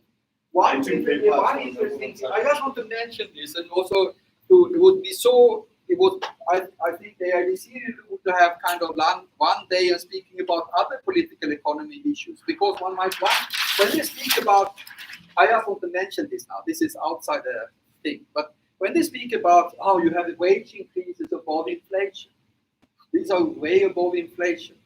So is there any kind of scientific way how trade unions have treated this issue, inflation or way above inflation? There is. So first one must note that if the wage increases would be in the rate of inflation every year, then the living standard and the way of living of the workers would never improve. Because inflation, inflation would always take away. The enormous amount of goods and services, the economy of the country would grow like this, but the salary and the benefits of the workers would be the same every year, because they only get wage increases in line with price increases. So you have to have a wage increase above inflation if you shall take your share of the growing produce in the country. And then the next question has been kind of like, so what should it then be above inflation? Well, we know, for example, when it comes to the wage development in the public sector, I think one argument that is not the public sector wages that's been growing too fast, it's the private sector wages that has been growing too slowly. Profits are too high in the private sector and wages are too low. And that is also why unemployment is high, because there's no domestic market. There's no worker who can save money. Many workers, most workers can't save money from their sort of salary to buy a bicycle for 2,000-3,000 rand. Consequently, there's no bicycle factory in the country, as I know. If you're middle class, you buy a bicycle from China. So what if you had kind of like moderately reformist kind of like socialist union? So what they applied in Scandinavian countries was kind of like what they call the golden rule of wage bargaining. It was inflation plus labor productivity, sort of output per worker in the economy. Labor productivity, how much the growth in value produced per worker, in real value produced per worker, or if it's these bottles, if I produce 100 of these bottles in this year, and next year I produce 110 bottles of this, then my labor productivity has grown by 10%. And if that would be the case in the whole economy, then the wage demand would be 10% plus inflation. And that would keep the relation between capitalists and the workers the same in the economy. So it's a typical kind of like reformist position when it comes to wage demand. Labor productivity on the average in the whole economy plus inflation. It keeps the balances of force between labor and capital constant in the economy.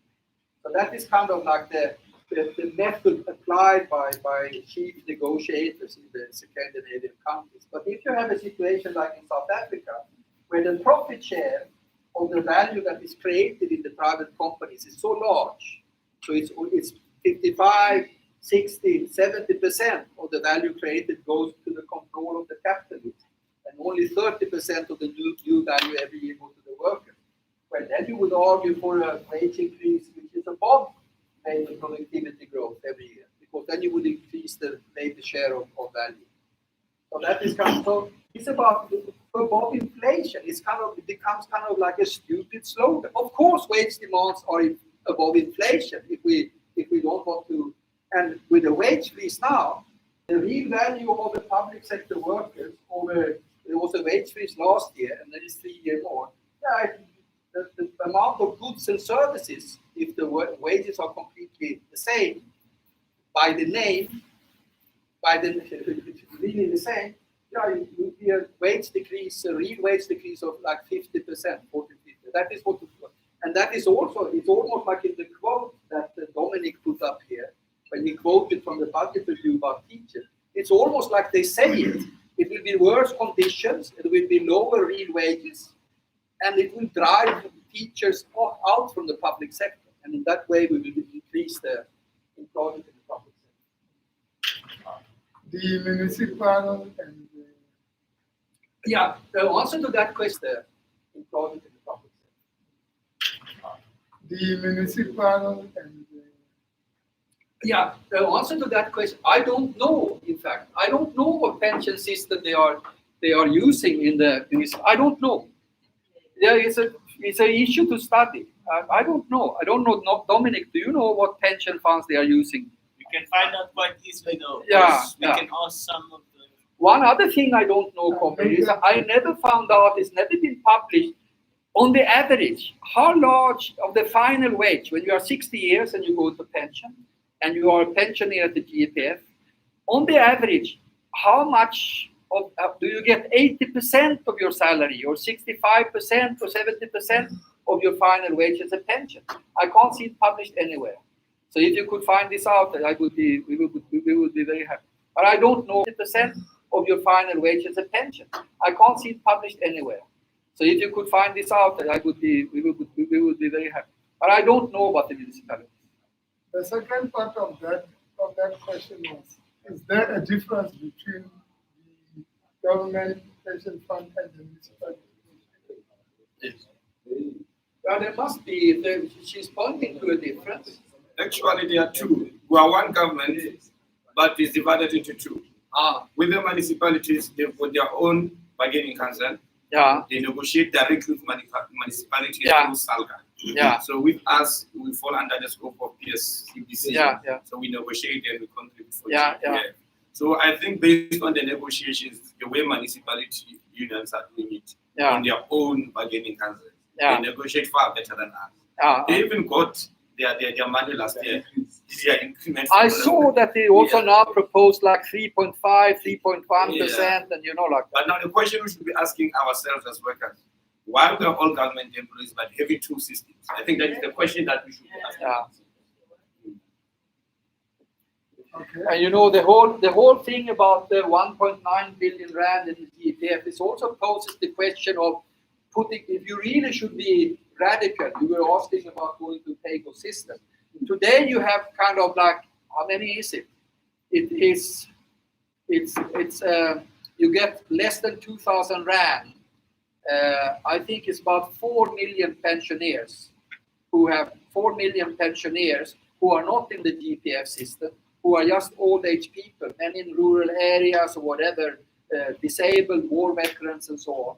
They have a pension now about 2,000 rand per month, which of course is kind of like, then you have to have a land where you can grow your own food. This is an impossible thing. And usually they have to pay for their spouses and so on. And you should, if you have such a pension fund, such a gigantic, Africa's biggest fund ever, yeah, you should introduce, I think, a pension system which is not only for state employees and for local government employees, but is also for other pensioners. You have this opportunity. You would have a progressive government. Another question was is it a law, or does this come out of the goodness of the employer to pay? Oh, it is a law. I think in the law, you easily find the law. It's called Government Employee Pension Law.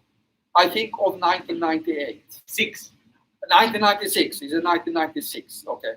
There you will see the conditions for what you have. I'm sure it says that the employer should pay and the employee should pay. I have argued and say that this is only a formal division, okay, a political, ideological division. And then it says that you should keep the fund going at the 90% minimum funding level. And after that, the external auditor that is coming minimum every 3 years, he will tell you what the contribution rate must be. And he will tell you, for example, to increase the contribution rate. And I said before that if this audit would have been last year in March, they would have been compelled kind of by the law to say you have to increase the contribution rates because your fully funding is completely destroyed. Formally they would have put it on print and then the board would have ignored it probably because they would have understood that there will be a big shout if they, like. So, but it is on the web. It's not such a long document. You can find it. I think it's searchable also. You can see that. Let's take the second round. I saw the hand at the back there. Comrade Tim. I'm going to add a folder. Tim, you'll be the first. I'm going to make a Google Drive folder and I can add it to the Google Drive. Yeah. You want to come back? Is your hand up, SG? Or it's not up?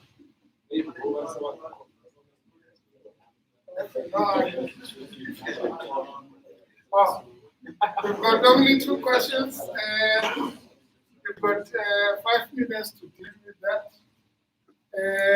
Going down. 3, 2, 1, close.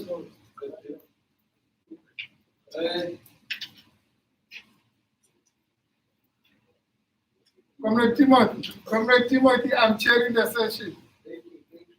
Sorry, thank you very much. I listened to your presentation and I had all the comrades what they were raising the questions. Following up on the question raised by the TG, very much important because what you raised, the investment, the 7.5 and the 30% that they are taking, they put it on an investment. Who's going to get that money? If we can get that answer, then we'll have a way forward. That's what I'm going to do. Because at the end, when you go out of the system, you'll be given the 30% and the 7.5. Then the other one we don't know where it goes. And the second one is the one that raised by the president here as well, where she said, municipality, for example, they are given a chance to borrow that money that they're saving. Why is not the case with us? If we can get that answer, maybe we can do something fine. Thank you very much. Thanks. Comrade Siko. Thank you, Chair. Actually, this comrade tapped into my question because I saw there is an amendment bill of the pension fund, section 75, where that section will allow employees to loan their pension fund a certain percentage. I think it's less than 75% of their pension fund. Now, what impact will that really make in the livelihood of the employees who have invested their money in a form of pension to the very same investment institution? If that can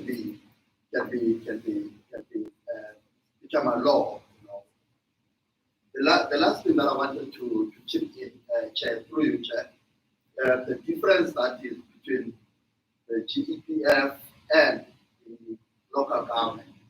Local government is having almost 4 institutions that are handling, administrating the funds, the pension funds of the employees. That is the difference.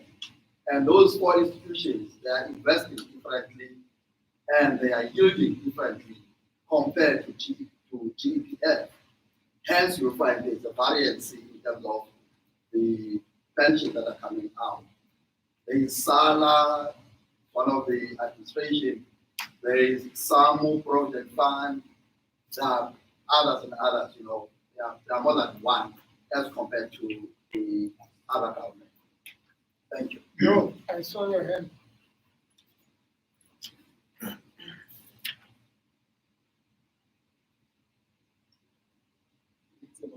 Comrade Dominic, I saw your hand.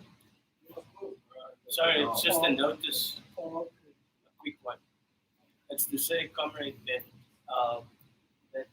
you don't have to search for the GPS document. Going to put all the resources that in the pack, the presentations, and comrade Stofile has done us a great favor of recording the session. So a YouTube link as well on a Google Drive, and I'll share it in the WhatsApp. The comments can basically access all the materials, the presentations, and the recordings freely and easily. I'll share it soon. That's all I want to say. Okay. Can you respond? Yeah, the issue of I've read that motion also from it was a private membership bill that you should be able to borrow from your pension and pay it back and so on. I'm kind of like, I'm inclined, I would, if you think that if you are a manager, if you think, comrade, that you will be a manager of the GPF now, and then you allow for members to do this, and then suddenly you have like 15, 20,000, there's kind of like now 425,000 active members. And then you get kind of like a lot of people taking such a loan. Then there's the interest of this loan, of course. You have a policy of maximizing your profit, isn't it? But maybe you would be a little more kind in this sort of instance. You give them a prime interest rate loan like 5-6%. Then some of your members will not pay back the loan. Either they will die and they will not pay back. So then you write off the loan, or they will simply don't pay back the loan because they don't have the money to pay back the loan. And then you sit there with kind of like it's like the municipality is not paying the ESCOM for the electricity.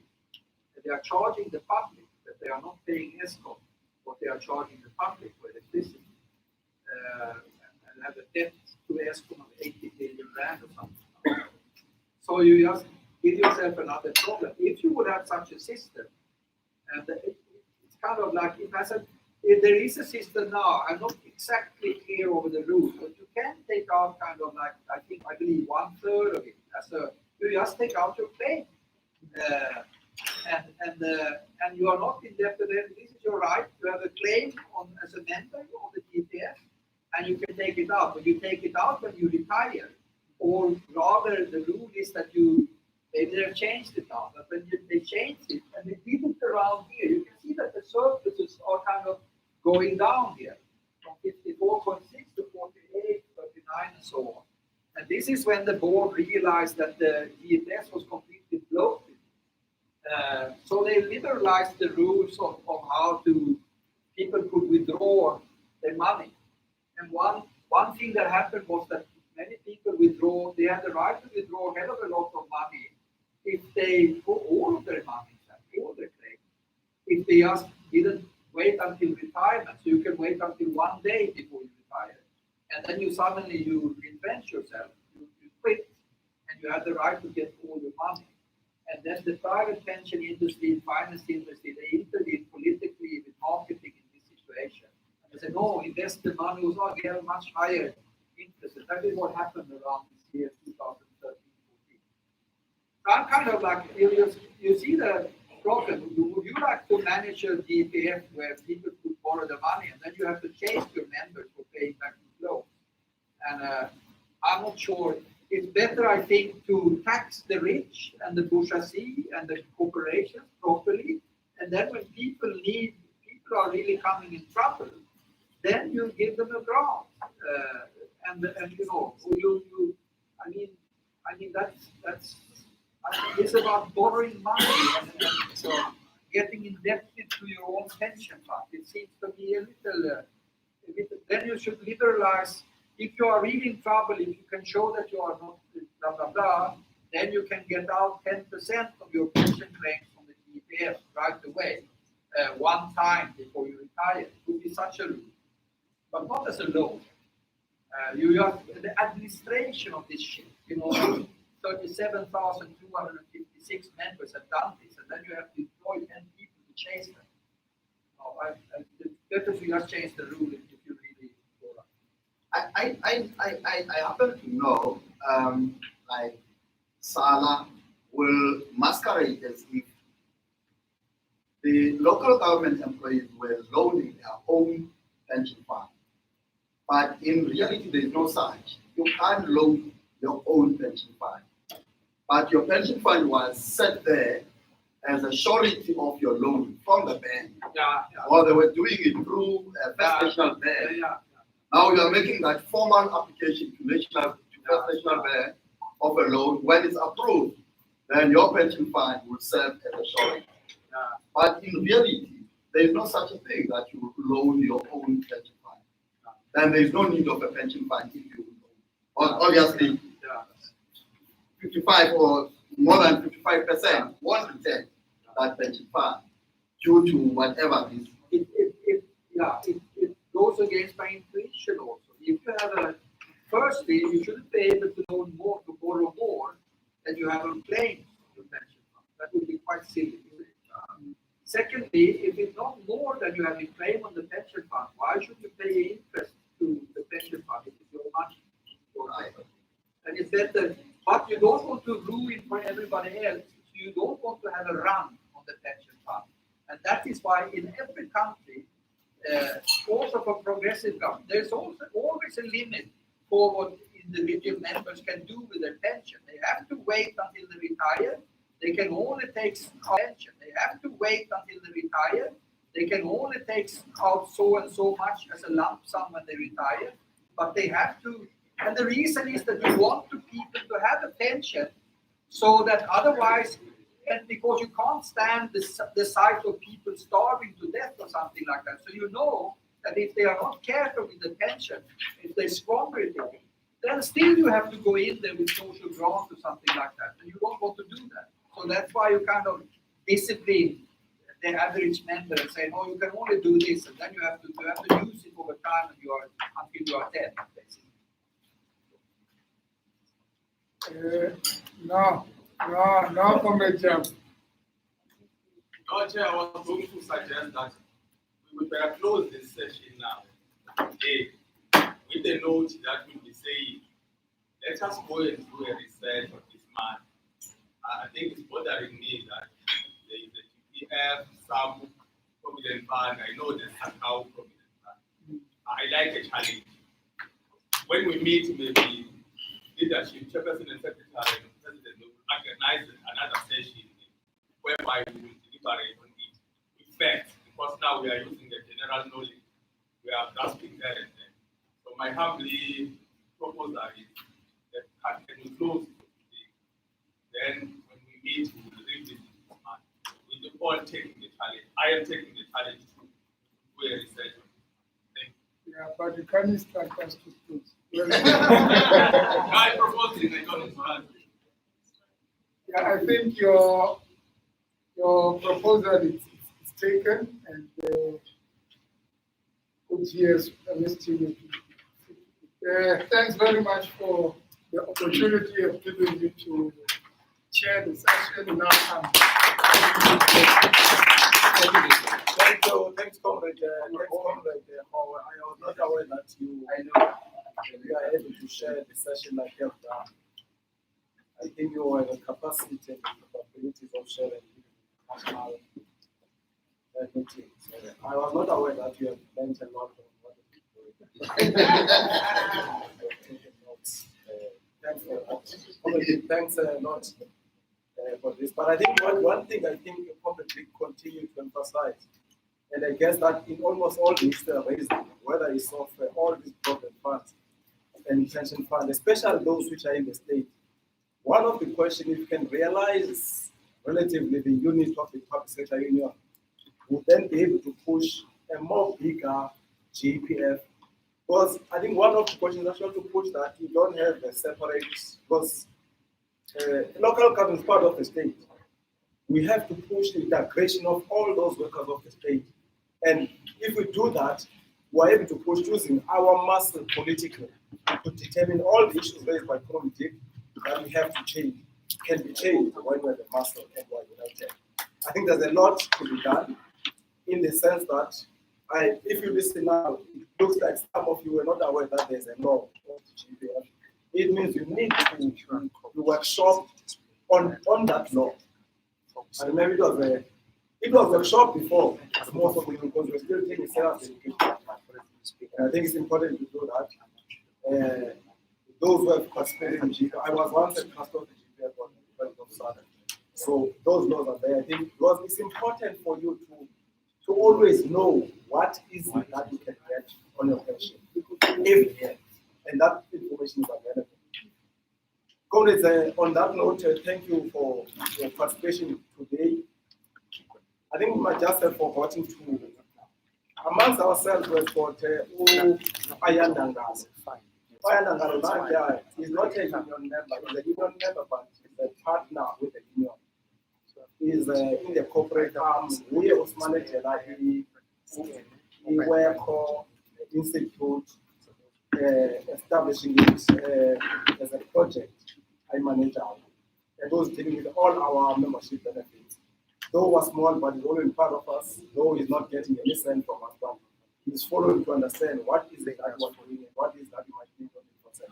Thanks, Comrade Diana. You can just stand up. I'm raising that so that if you want to invite him in your provinces, that would be good. If you have informed on time, just to talk about all those questions. The other person I think is important to acknowledge is Comrade who said to Dr. Stokely. I told them something so that he said that because it's not it means me fun and art was so those who want to join us so that you don't call comrade, you are told comrade doctor. Was we must comrade in knowledge is very important to liberate. We must be more than all those our contenders on the base of knowledge to the highest level. So comrade SHO is in the DBE in the Western Cape. Is dealing with e-learning and coding. That's what he's dealing with. Actually, I think in the country, he's the only person who knows the coding, who has implemented most of the schools. What now seems to be the project of the president, a lot of money, is him who's there, who knows that. There's no one in the provinces currently within the people who knows that. But now is our friend at Saletsu. We are using him as a third person. We don't want to expose the main things. He's assisting us. We see him who actually ensure that we're online. This meeting has been everywhere in the country currently. And they've advised that we must stop being informed on time. And I think if it can be used by Aidc if need be, whatever situation need be. And they've also drafted the evaluation form, which is here. We're actually planning a lot of things like an institute, its own Paraguay Institute. Probably after some time, we'll actually live there, station like that. That's what will be behind the campus. So that's what the thanks come. I'm raising that because I know that you won't be here. I know the president will thank you. You upset as a chat tomorrow. But thanks you, and I'm sure we will always inform you on time. The other person I think you might not know is not necessarily is here as a member of the union, but is not in another way. A comrade who Usipho Stoffel, Usipho Godboom, Usipho Godboom, Nangia, Godboom Pana, Comrade Godboom is a legal person. I know that now. I don't know if he has finished. I know that within short period of time we'll actually be writing a PhD in law. But I know if he has not finalized the master's in law, that's what he's doing. Most of our cases now, if my they are being dealt by him. He's doing that free of charge. He's in free state. When it need be, he's also part of. He's a person also going to be part of the institute. We've been working with them to ensure that we console the institute. It's going to deal mostly with the training of the labor movement, labor law, especially on defending workers. We don't have money, but it's part of us. He's going to grow us and ensure that we reach that stage. And when we have problems now in other provinces, we'll take him to that problem or problems advising us. He has already advised us in most of the cases. That's what he's doing. He's from Free State. There is seated. He's a resource to the organization. I just wanted to acknowledge those colleagues who were not acknowledged yesterday. But all those colleagues will actually be 10 years tomorrow by the president. Our president is here, he's there. Also the deputy president of South. And I think other things will be done tomorrow. Probably I think it was supposed to be starting by about 9 o'clock tomorrow. By 9 o'clock.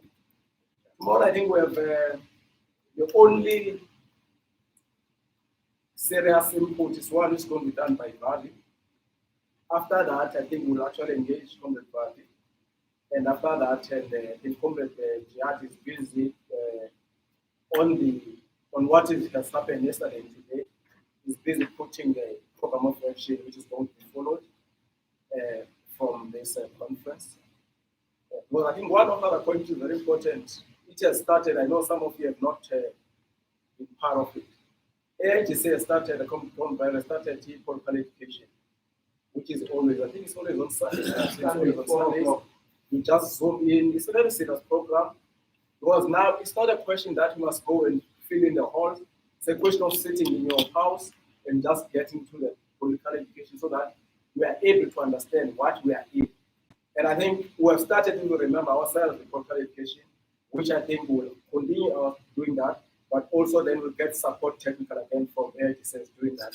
So that was one thing we have actually slowed down is education, whether it's training on education or political education. That's what we're doing. We'll do that, but the other person's going to assist us and not is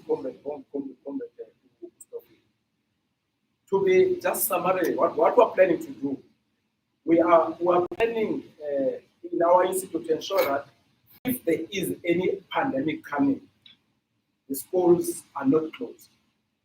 Because the technology allows that the education can happen wherever it happens. And we look at a situation that it can happen with minimal resources and we are able to cover the whole country in all subjects.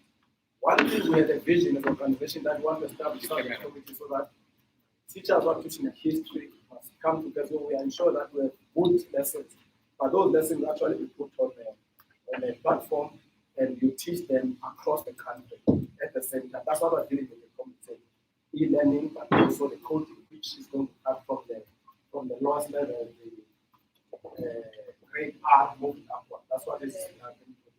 So that we are able to ensure that education is really able to solve the problem. It's a problem solving. Learners are able to solve their problems. So, comrades, with those few words, thanks for your patience. Thanks for you've been very disciplined since yesterday and up to date. We are journeying now, and we are here. So you must ensure that. Well, I think the kitchen is open at 7 or 6 somewhere there. But you must ensure that by 9 we are here. And it's free. You know that when you go to the dining hall, there's another place before you reach there. You can use your monies and you become happy. You see the sea and all those questions. That's what it's for. Thanks for me. Thank you.